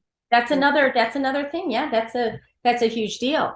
And I think that also, yeah, it takes time for them it's natural to have time to build trust. And when they try to force them, make it seem like they're connected right away, that would be a red flag. I think that though, in reality, right, there is a very hard wall to get through because they probably have such distrust over any motherly figure because they were hurt. So it's almost like there's a steel wall there. If they would even let you in, it would take a lot more. Whew, it takes a lot. So it's a big undertaking to take that in. And how many kids did you have? We had 60 Total. foster kids Oh my gosh, you are an angel. in and out over the years. So my three biological sons, they grew up having foster kids in and out of the home all the time. How And did that then help them? Or how did it affect them? Or how did it help them? Um, the child psychiatrist, the therapeutic agency I was with, he would comment frequently how accepting our boys are of the children that come in. Because in the other foster homes, there was always a lot of conflict. The children of the parents, they didn't want those kids there. They didn't want to share the room. They didn't want to share the vacation, whatever. Why did they get this and that? Why did they get a pass on this behavior when I could never do that? Because these kids come with different needs. And so, they can run off and then you bring them back and they're like, whoa, how come they're not grounded? Because we have to sit in their counseling and understand why they did this, whatever. And so my kids was very, very good. And in fact, my boys ended up like my oldest son, his first wife, she came with a baby. So that was our first grandchild, even though it wasn't biological. So our family just naturally embraced what some people would say, that's an outsider. That's not my grandchild. Don't call me. No, that I can't stand that kind of thing. And then my other son, Jeremy, their first two kids were adopted, and later they had their biological. And so our family is a very nice mix of everything, That's colors and I love that. biologicals. And so Well, it's interesting because how Mother Mary said she wants to be mother to all. You are basically the embodiment of that. You are the example of that, right? That gives me chills. and there was hell to pay. There was a lot. I mean, it doesn't come without consequences. I'm There's hell to sure. pay when you are raising other people's children. Yeah. You know, there, because we had, my husband, he got custody of his girls, so his ex-wife hated me. Of course. Yeah. And then we have these adopt two sibling groups. Of course, their biologicals hate us, even though, custody, we didn't know these people till, after we got the kids. It wasn't our fault that these kids were removed. I mean, you're just loving. You're just loving them, Yeah. and they're intimidated because they're not able to love, because I think we are only able to love from the level in which we know love, right? So they're probably intimidated by the love in which you're able to give their children. I have a They friend have that to feel those uncomfortable emotions, don't you think? Maybe they need to feel them. Yeah, like I have a friend that her grandchildren were adopted out and they became 18 and they got in contact. And she thought that they should never speak to those adopted parents again. I'm like, whoa, whoa, whoa. This is their family. You need to be respectful of that. And she was just felt like you need to forget them and come to us. And of course, they visited a little bit and stopped coming back. I mean, you could blame them. And then she also had gave up a child at birth when he was born, and later had two other children. And so she contacted him on Facebook, and he spoke a little, but really wasn't wanting too much involvement. And she was insisting and being rude, I felt. And then one day he said happy birthday to his adoptive mother, and she threw a fit at him, saying, how do you think I feel seeing that you said happy birthday to her? I'm like, you have no right Oh my at God. all. You just got to accept. Did you speak that to her? Huh? Did Yeah, you I say told her that she to had her? no I think right. that's good. That's good, because on the other end. Yeah. Yeah, because I could see it from all sides. Absolutely. Yeah. Also, it's just she had a personal relationship with them. That's nothing. She's not, in a way, that's not her business in that sense, that personal relationship, So Yeah. Like well, even if my kids, say happy birthday to my ex-husband's wife, their stepmother, that's them. I don't have no right to say, exactly. I mean, don't tell her happy Mother's Day. I mean, they don't call her mom, Yeah. I mean, she can have her pain. She could be hurt or whatever, but it's not really about him. It's just that's something that's going on within her, why she has that pain. But to put that on him is not right. Yeah. Yeah. Well, it's I mean, I think it's so beautiful what you've done. How do you find the time for it all? Oh, I'm done. We're just retired. It's just me and my husband okay. now. We're trying to get custody of our youngest adopted son's two kids. They're in foster care. We've been trying to get custody of them. And so you're very drawn to children as well. Yeah. And I understand that, have an experience as a child and you experience the other side, and then you have these experiences. Like I even had you saw the woman figure, like, and you looked right in her eyes. I had of the 1800s, I had these three people standing by my bed, and I looking up, after my child NDE. So I resonated a lot of your experiences. Wow. Yeah, it's interesting, right? Yeah. What do you think from your experience? You feel like it was a blending of realities, or they were ghosts, or what? I think because when we're on the other side, we're in that realm. Yeah. And it's different than here. You pick up on other spirits there. You pick up on telepathic communication or even audible voices. And so when you come back, it's like those things still exist. It's big. That they're like, so it's like there's something that doesn't get shut down.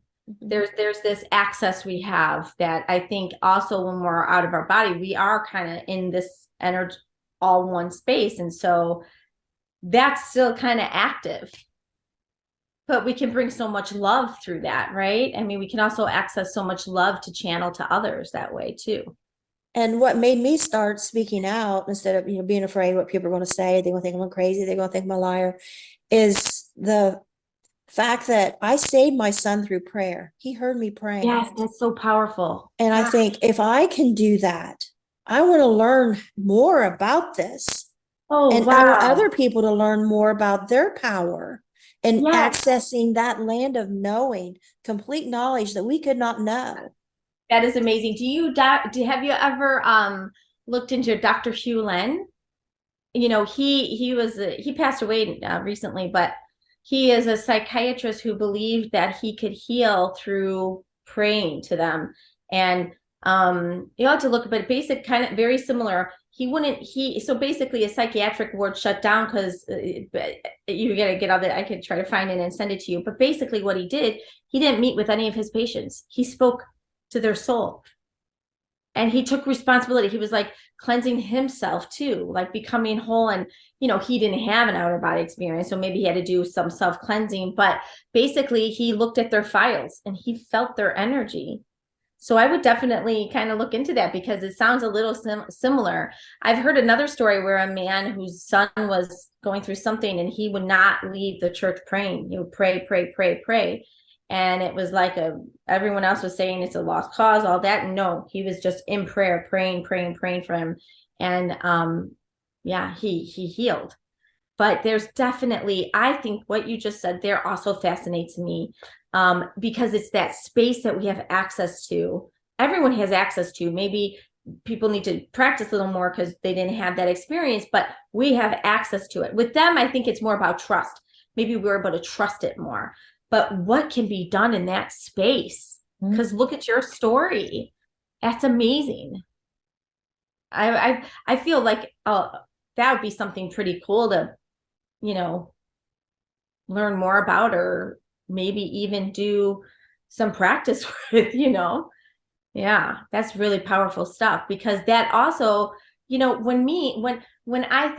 go to that space, it's a space of love where, all is well. It's just this, there are no enemy. We're all one. We're all whole. If we put more focus there and we connect to people from that space, obviously, they say you bring heaven to earth. I mean, you're kind of bringing that energy down into the physical.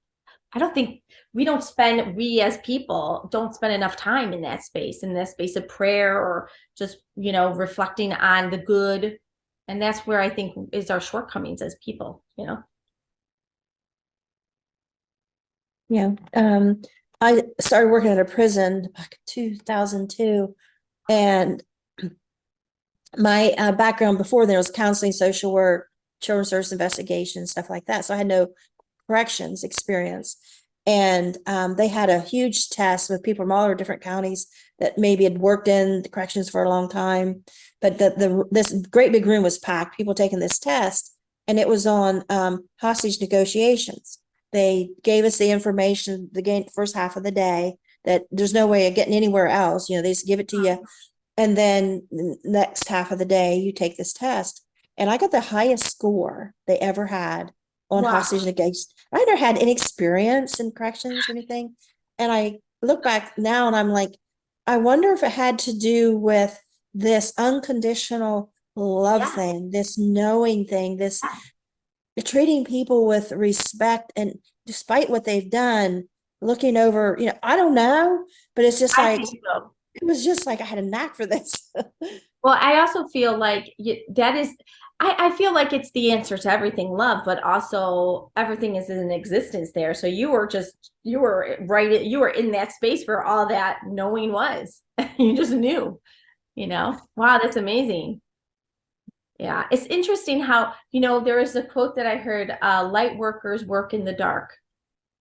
That it seems to be true. Like, sometimes I don't know if you have moments where you're like, boy, gosh, sure, going through a lot and this and that. And then it makes sense. Like, well, your gift has to be used where it's needed. Right. And it seems like that quote seems very relevant to you. You go where you're needed, you're needed in those areas because that's where love is needed. And it's so ironic now I think back, because I went to the academy after that test. I went to the academy, and it takes a few months, and you go through the week. I'm on weekends. And there towards the end, we had a class. It's called Shoot, Don't Shoot. Mm-hmm. And I was failing the test. And so after 3 fails, you are kicked out. So on the second fail, I had to go down and take it with the instructor. And I said, it's not that I don't know what you want. I know how you want me to answer this. I'm not answering it the way you want, because I don't believe in the answer that you want. I don't believe I should shoot in this instance and in this instance. Yes, in this instance and this, but not in this and this. And he said, well, explain your answers. So I told him, and that's when he pulled up, and that's when I found out, because I didn't know. He pulled up my score to see how I've been doing so far. And he said, you got the highest ever on hostage negotiation. I didn't know that.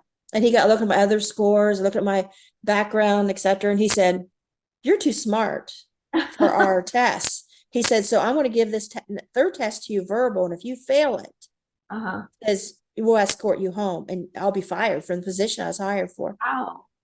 He says, but I want you to explain your answers. So we went through it, and I explained my answers. And so I passed the last time. Wow. But then it was just one of those things that the shoot, don't shoot is pivotal. People don't understand it. And what was going on a couple years ago with the George, what's his name, Floyd case. Yeah. That would be it in a nutshell. You know how they had the riots after that and everything. Yeah. It, in a nutshell, was the whole shoot, don't shoot policy. And, I thought, if you would have listened to me back then in 2002, it would have changed. Of course, nobody's listened to me, but that's the whole policy. If they would need to change their policy on the shoot, don't shoot in the academy. That's simple as that. And you're getting that from, it's not just, yes, it's coming through your human, but you're getting that from higher realms, you're getting that knowing, that knowledge is from a deeper place, And I guess, that's the part where we can't get too frustrated in planting the seed, maybe that is something that will be changed, hopefully, in the future. But it's like, you got to keep sharing it. I love that you didn't back down, you said, no, let me tell you why. Let me explain why. I think that it's really important for us to do when we have that deep knowing. Yeah, but nobody listens to us. I mean, it's tough. I mean, I kind of feel like I dealt with this with the school system. Like, we're not the same people. We're all different, and something's got to change. If there's so many kids being labeled as defective or whatever, there's something that maybe the system has to change. Like they said, when a flower doesn't grow, you don't change the flower, you change the environment. So we can't be operating on an old school system when we're evolving. We're evolving. Children are becoming so sensitive. We are evolving. Children learn differently. They want it to make sense. Like math, doing math on a sheet with numbers plus, it's like maybe we teach it more in a logical sense. Like, how does this apply? How does it apply in the real world? Because a lot of kids are not going to conform anymore. They want to know the whys. Why am I have to learn? And I wish they would start testing kids to see if they're spiritual, like you and I were. Yes. I was so focused on picking up on everybody's emotions. I couldn't hear what the teacher was saying. Oh my gosh, let me tell you, I mean, before school started, I would have anxiety, and I thought that was normal. I thought it was normal to have anxiety every day before school, and now I realize I was feeling all the people in the hallway, all the different, how could you focus on school, when you're feeling so much? But it's just like, something's got to change because the children they're not going to stop being born. They're going to be more tuned. And of course, it's part of the divine plan is to awaken us collectively that we are each other. We are brothers and sisters. We are one, so that's not going to change. It's only going to get more amplified. So we're working off of an old system when it's just maybe in the past kids would conform better, but not now. We're all sensitive, but now the kids they're not conforming. They're not going to fit themselves in a small little confined, box. Yeah. And thank God they, Yeah, and it's not set up to where kids know they can go speak to a school counselor if they No, know their classmate's suicidal, or if they're suicidal, or any problem, anything well, going there's on a at stigma home. around it, you know, they feel like though, you know, they don't, it's not, yeah, the system is not set up and where they feel warm and welcomed. You know, I feel my dream is to have more love-based schools where their emotional development, you know, is just as important, if not more, where we are teaching them to embrace their uniqueness, but also how their gifts, like, you know, being sensitive and being an empath. Okay, well, you are. So how can we manage that? But, you know, it's not even. So what happens, unfortunately, is they internalize, and they go suicidal, depression, drugs. You know, kids are not just born to be future drug addicts. No, there's something is not right inside. They're not feeling comfortable, and we got to start taking responsibility by the way we are teaching them and raising them at home too. That's a big part.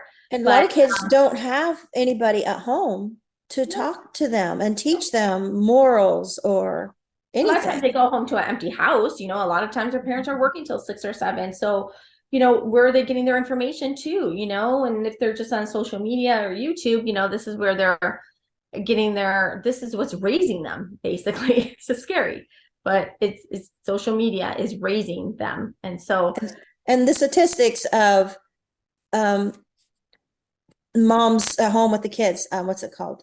Moms without dads. I can't think of what it's called. oh, okay. Um, you know what I mean? Unwed mothers Oh, or yes. Okay. single moms. That's what I'm trying to think. I couldn't think of the word single moms. I mean, Mhm. they're not to blame. They're the ones doing the job, but they need help. They They need need help. that father figure, that authoritative figure. They need that extra person. And whether Yeah. they're together or not, nobody can help that. But, the wives that want the father out of the picture, or the fathers don't want to be in the picture. Yeah. And kids are just left out here That's with tough. nothing. And that's where I think we all, as just humans, have a responsibility to show up.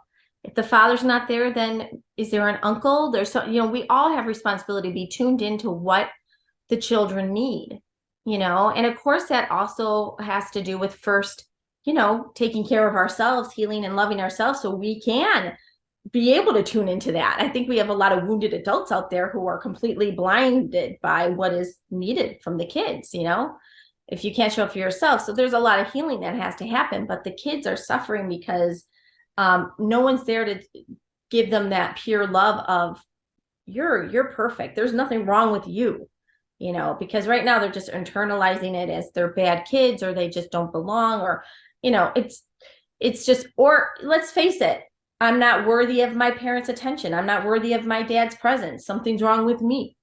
My dad's Yeah. not here because of me.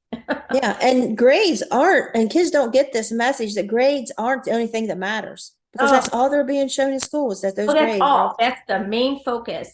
I remember, you know, as a kid, my aunt or someone would always say, "Oh, it's just school. You'll get it's a short part of your life." And I remember thinking, "Oh my God!" Like, and I think the worst thing you can say to someone, to a kid, is, "Oh, it's just school. It'll get better." No, that is their life.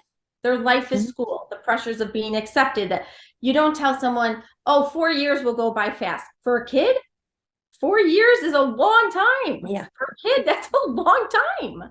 That doesn't give comfort. What they need is sit down with them, talk to them. How can they have joy in their life? There needs to be balance, you know. You either have kids who have pressure of being straight A students, or you have kids who pressure of even just making it, you know, and it's the focus on grades is way too much. And then how much attention is on their emotional health? Not, there's really none. The best Really. thing I ever found in school was like fifth, sixth grade. Our teacher had this box with these folders, and it had third grade, math, English, spelling, whatever. And then after you completed that, then you go in the fourth and fifth and on up higher. And so nobody had to know. In fifth grade, maybe I was at a third grade reading level. Nobody had to know that. I could Right. go get that folder instead of going to recess and work on that. And I felt so good achieving that on my own. And Yeah. now I could go in fourth grade, now fifth, and now I'm going to be up in a higher grade level. And nobody ever had to know that Right. she's that dumb that she's got to go, or had to Yeah. get embarrassed by these bad grades. I could work on my own level. And the teacher could see that I was turning in this stuff and that Yeah. I was improved. And it was just an individual thing. Love that. And I wish all grades had it, where That you feel that's like I'm really behind in this subject, and how do I improve without going back and grades, and it was a private thing. And I wish they had that more for kids that available would in be so classrooms. good. I think that kids seeing that they accomplished something, that they make, I feel like we underestimate kids. They want to succeed. They want to know they're good, but if they're over bombarded by negative thoughts about them and that oh, what's wrong? You're look how far you have to go and stuff like, adults don't operate well on that. Why would we ever think that kids would, right? We don't operate like all day being told, you're not doing good enough. You're not doing good enough. We shut down. So imagine a child. It's just we don't really logically think things out when it comes to kids. We come from this, and then also, why are we so hooked on them needing to be at the certain level right away? Why? That this is a game. We're making this all up, It's like our own ego, my kids Yeah. top of the class or whatever. Oh, sure. Especially parents. They want their kids to be shown as something. And, that's a bunch of what's the meaning of life? That's the $1,000,000 question, right? The meaning of life to me is your kid happy? Is he a good person? Does he treat other people well? Does he have Citizenship, a connection with God? What's the meaning of life? Everyone can have a different answer, but for me, that's my, And we not if all they're went a to doctor. school. We all went to school with kids that were the top of their class and ended up nowhere, Oh, or yeah. in trouble or drugs, Yes. and the ones that seemed like they were at the bottom, they end up doing amazing things that we'd never guessed. Exactly.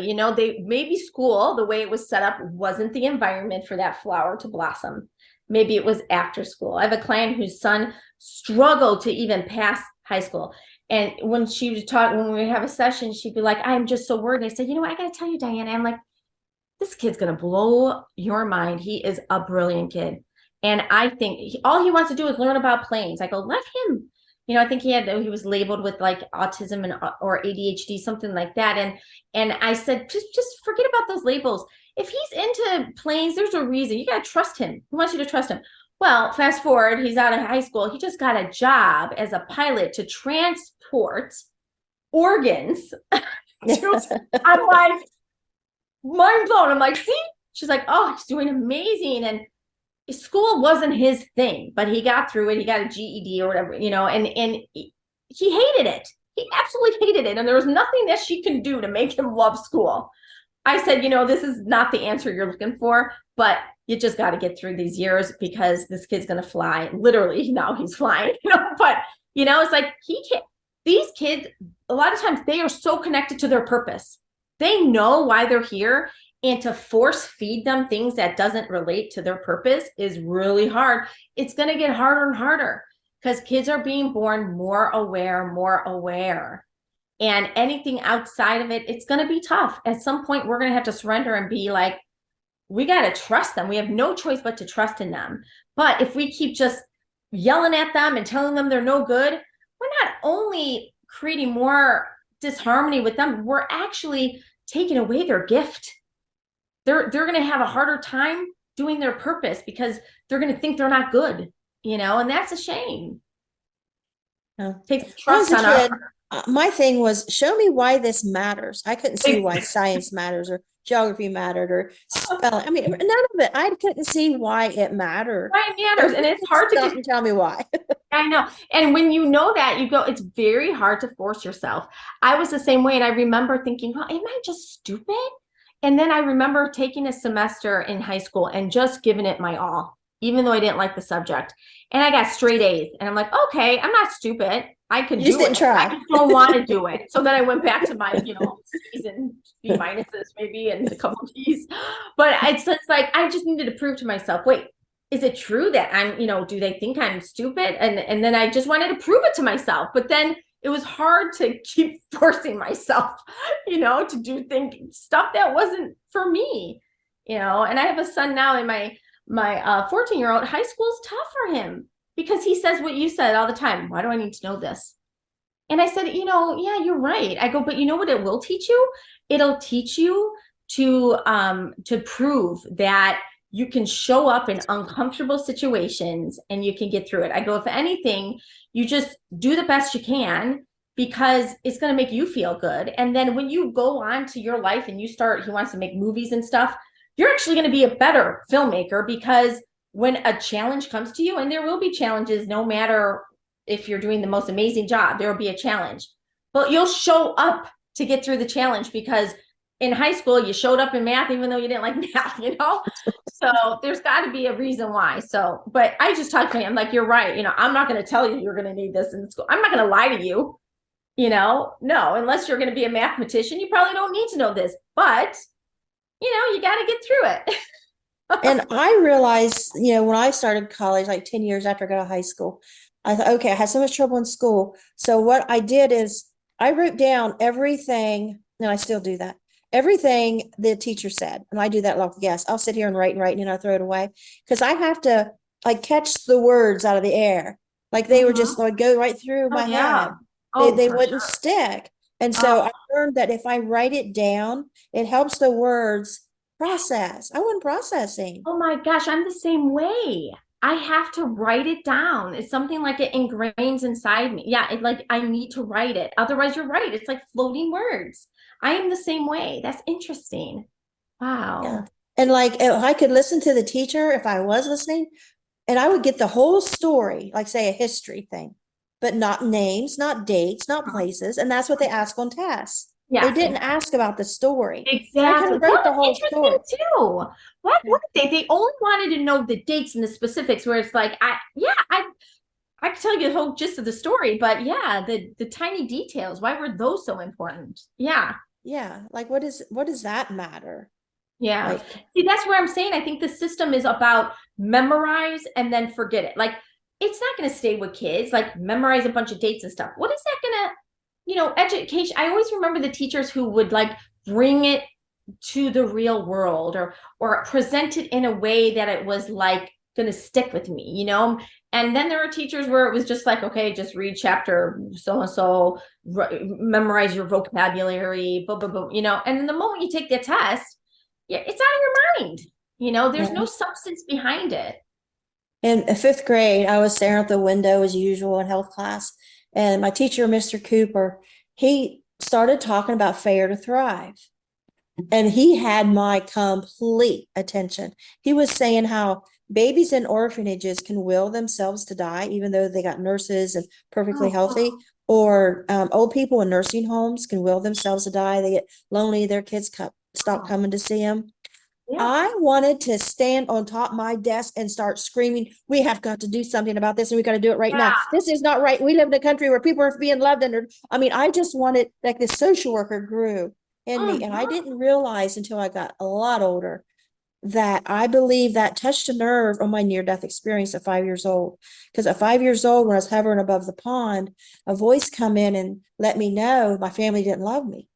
And then it said very clearly, children are sent here to be loved. That is why God sends them here. And well, I'm not loved. You just told me I'm not loved. And that's why God, so this injustice grew. So when the teacher said this, I realize now why it affected me so much. It was that injustice. Yes. Not being loved, and that we have to love the unloved. And I know that's why I did foster care and adopt, I just had to love the unloved. Wow, that's so powerful. And so it's just like, it's too bad that we don't have a place for kids that can really express themselves so they can maybe be identified. Okay, here's some spiritual kids. Let's have this little club, during recess or whatever. Yeah. For these kids that are just really compassionate, or because they're not going to fit here, they're not going to fit there. They're going to think they don't fit anywhere. Yeah. They might feel suicidal in reality. They're, kids like you and I that have these special gifts that there's no place for in school.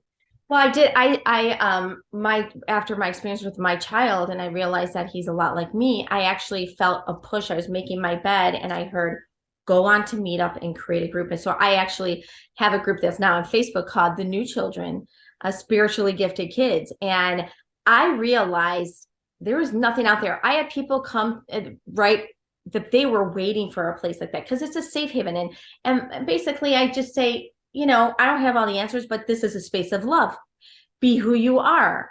And a lot of times you have to get the parents on board because the children, it's like they need the parents to be okay with them being spiritual, even, or them being like, they pick these. I do believe my children's picked me to be their mom, you know, and not just for me to help them, but first for them to help me to surrender to who I am, to say, ironically, I feel my children taught me how to be okay with being me before I could teach them anything, you know?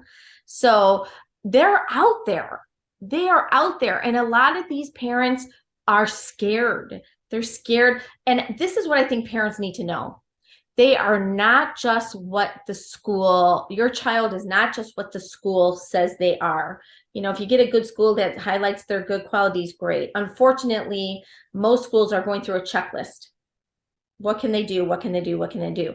And all parents know about their kids then, from that perspective, is how gifted they are intellectually, like but they're so gifted beyond intellectual. They are connected to the cosmos, you know, they're so connected, but all they get on feedback of their child is coming from the school system.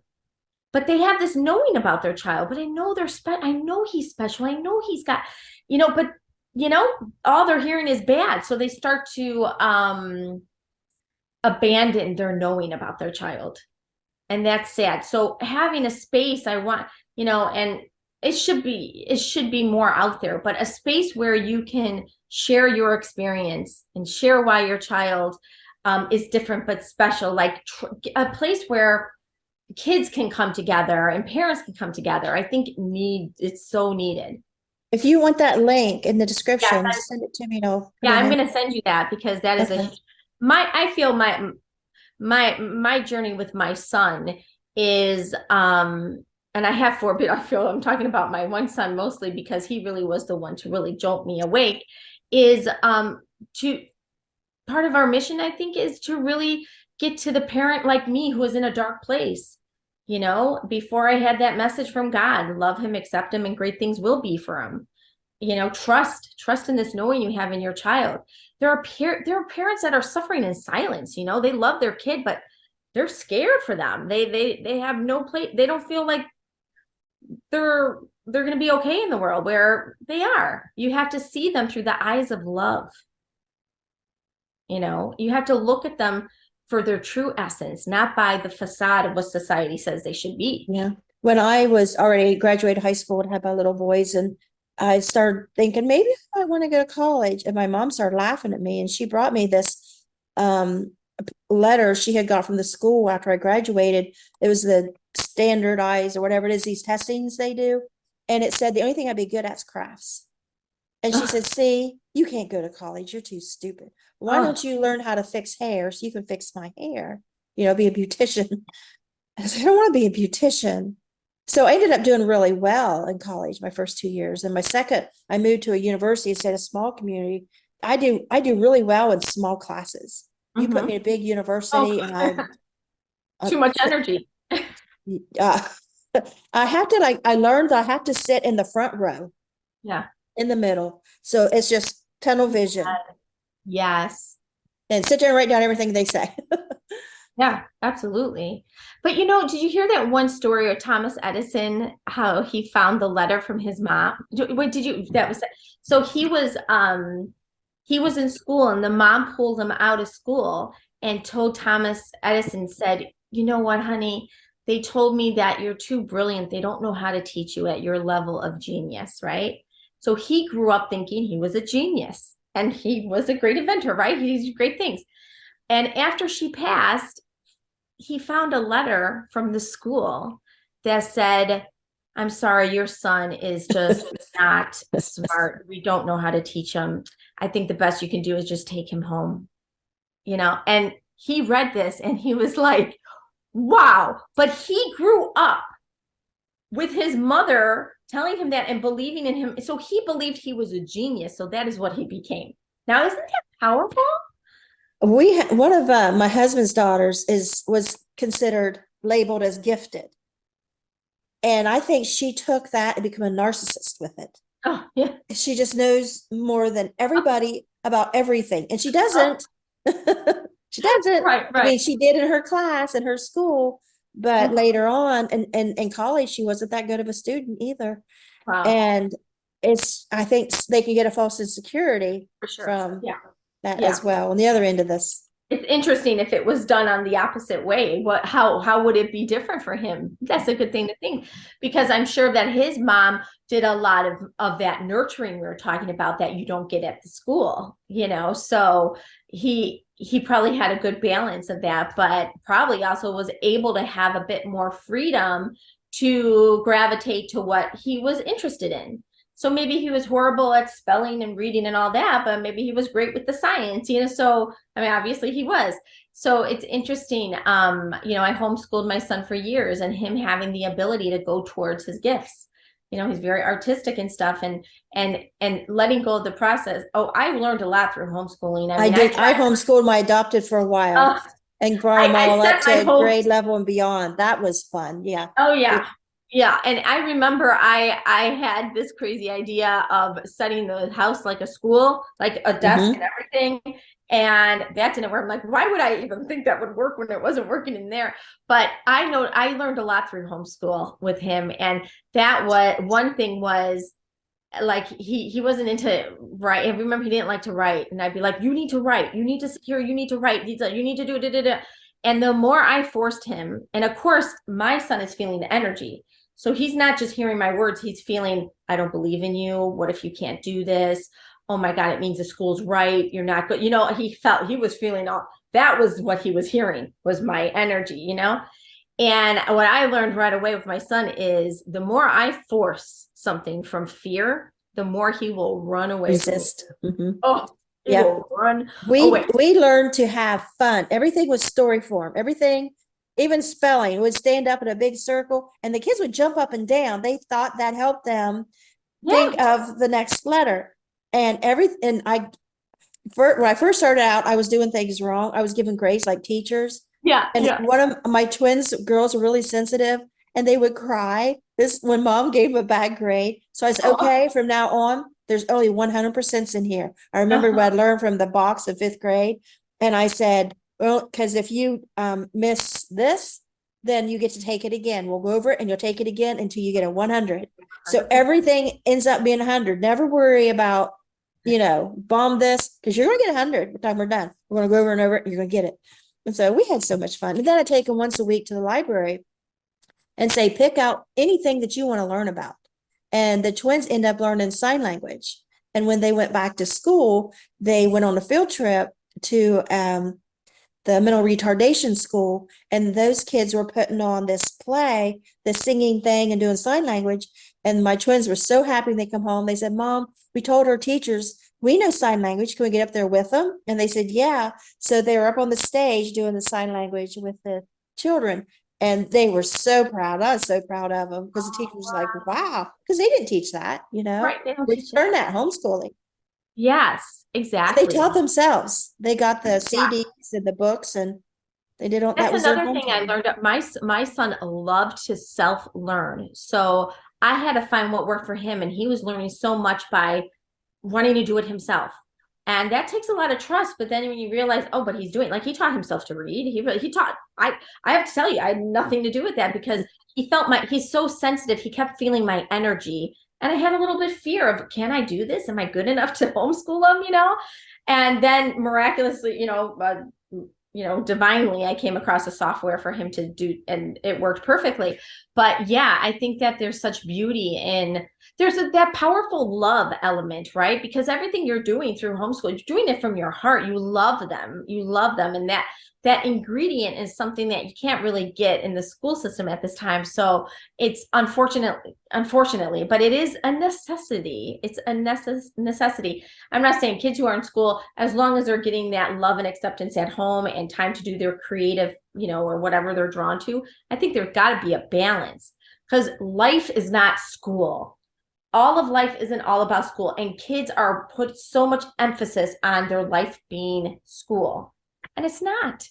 When they walk through the door, I want every child, when they go home, my dream is for every child to feel the warmth, feel like embraced in love, and if that's not happening, then, how can we show up and tune in on those kids that need that and show up in some way? Yeah. I like to ask my grandkids when I see them, like, what do you want to be when you grow up? Like, what are you in? They say, oh, I don't know. Well, what are you interested in now? What do you interest you? What's really fun for you? Well, I kind of like doing this. Well, you could do this and this, career, or you could start doing now, learning about, say, if it's nursing. You can get some nursing books now and just read over it and see if that really interests you. Because if not, maybe you'd be like, one, she want to be a doctor. Well, now she decides she want to be a NICU nurse. She narrowed it down to what really interests her. Yeah. So I don't know. Yeah, kids, I could talk all day. It is interesting because my son always loved the human body, and he would get human body books. And it'd be funny, when he was younger, it wasn't his throat hurt, it was my esophagus or something, like the technical. I know he doesn't want to be, he's not a doctor, but but then he really tunes into the human body. I think that he feels energetically for, maybe he'll be a medical intuitive. I don't know. It's just like, you got to trust. That's that gift from God. Oh, that reminds me. I wanted to tell you, you started telling your experience. In 2000, I was working at a hospital, not as in the medical end, and it was more like a mediator, like counseling, social work, and I know nothing medical, and they didn't want anybody that knew anything medical. They didn't want them drawn in. So one night, my friend and I were coming back from dinner, and they said, the nurses come running. We've been trying to find you. Didn't you hear us yelling? It was really busy in the cafeteria. No, I didn't hear the intercom. It says, one of your kids is being brought in by squad. And so I don't know what happened. I don't know what condition he is. But when I had left before I went to dinner, there was a child that had been brought in that fell out. I don't know if it's 2 or 3 stories of a window, but he landed on, they didn't know if he landed on the air conditioner or not. They said if he did land on the air conditioner, he was going to be life flighted. So he was in this trauma room going to be life flighted. That was before dinner. And so, of course, I'm not medical, so I'm out of that a lot. The curtains closed, just the mom and somebody else in there, and it's private. And I figured he'd be already gone up. I figured he's already life flighted. So they told me my kid was coming. And so when I got there, my kid had just arrived. Actually, he wasn't by squad. The family brought him.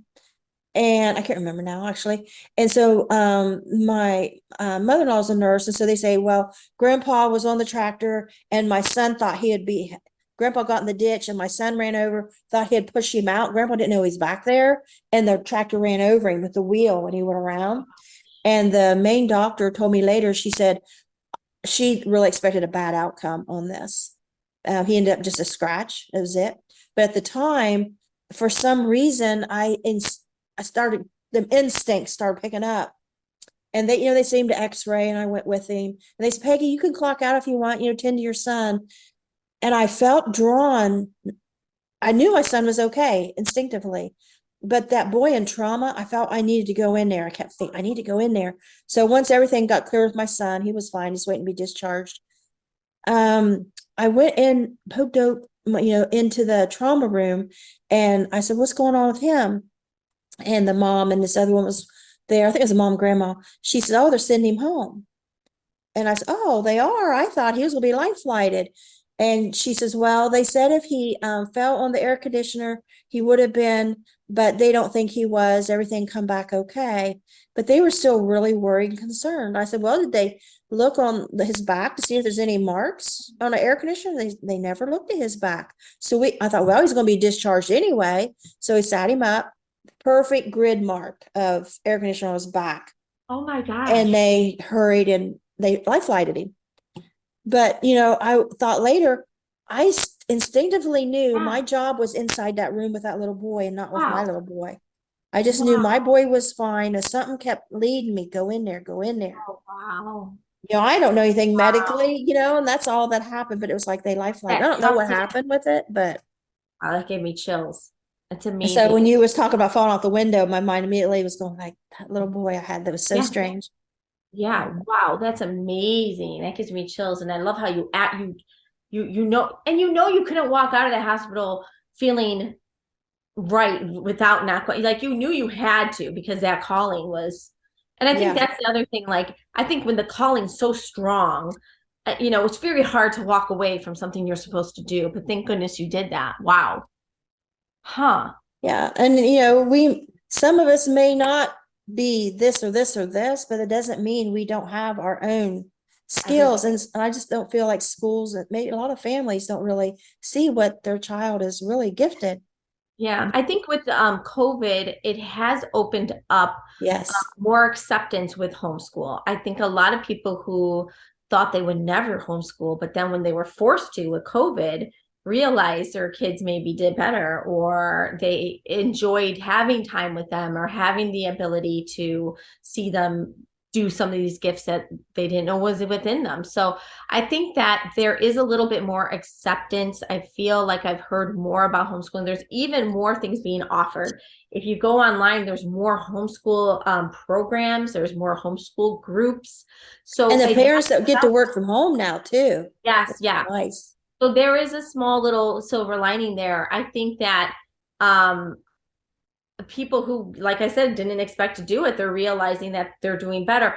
Or also they're keeping kids out of trouble, like with bad groups of Yeah. kids.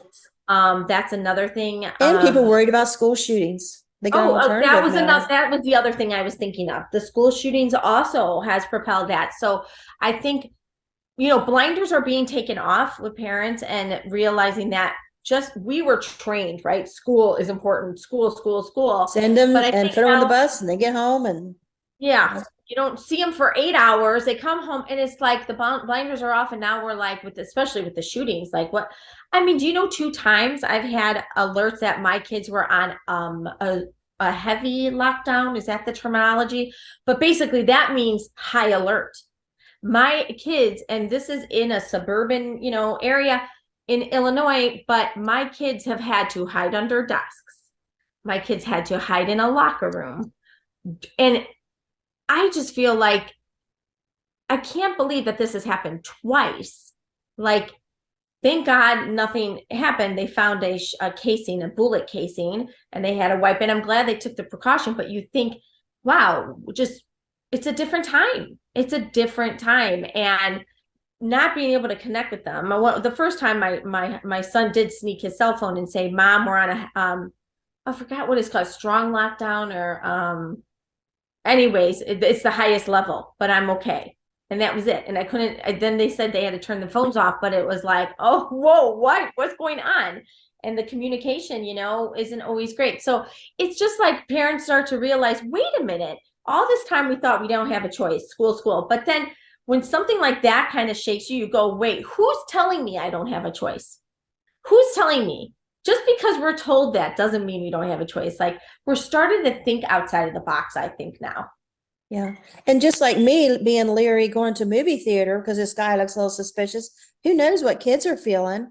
Are they every little noise? Is that a school shooting? We Well, don't I mean, that's know kind of now the with these norm for them, kids. for how they're growing up. And then you put their sensitivity on top of it, you know? I mean, it's just different. And now not only are they sensitive kids, but now they're in a world where, let's face it, now a lot of stuff is surfacing that's uncomfortable. Lots of stuff. Yeah. And it's honestly, it is a necessary time. I think that we need to clear a lot of the stuff that was under the surface. But I'm just saying, for the kids, it's a lot for them to process. And, can they ever feel safe? We would never think growing up it would be unsafe to go to school or go to a movie theater, but that's probably something that is more active for them. Yeah, they So got to worry about the shooters. They got to worry about COVID oh yeah, COVID. I mean, there's so amongst many all the other lessons kid right now. problems. Yeah, and then feeling accepted and pressures of drugs and all. It's just like, of course they have to be evolved souls to have to go through that. But at the same time, they're here at this time. We're all, when you think about it, it's really beautiful. We're all here at the same time at this very crucial time, we must have something powerful. Like you have to stay united in love. And, I always think about it when there's a disaster, our natural instinct is to come and help, right? That's our natural reaction. That's our light. That's our love. That's our connectedness. When someone's suffering, we come and we help. We should be living that way every day. We shouldn't wait for there to be a natural disaster or a fire or a shooting, or we should be doing that all the time. Yeah, That's and like when are. say a child's murdered and it makes the national news, everybody's bringing these teddy bears and these flowers and gifts. Like, but this is happening all the time. This is Is happening happening every day. everywhere, every day. What is it? Every second, so we need to realize that let's not wait for the tragedy in front of our eyes to be who we truly are. And that's what I feel like.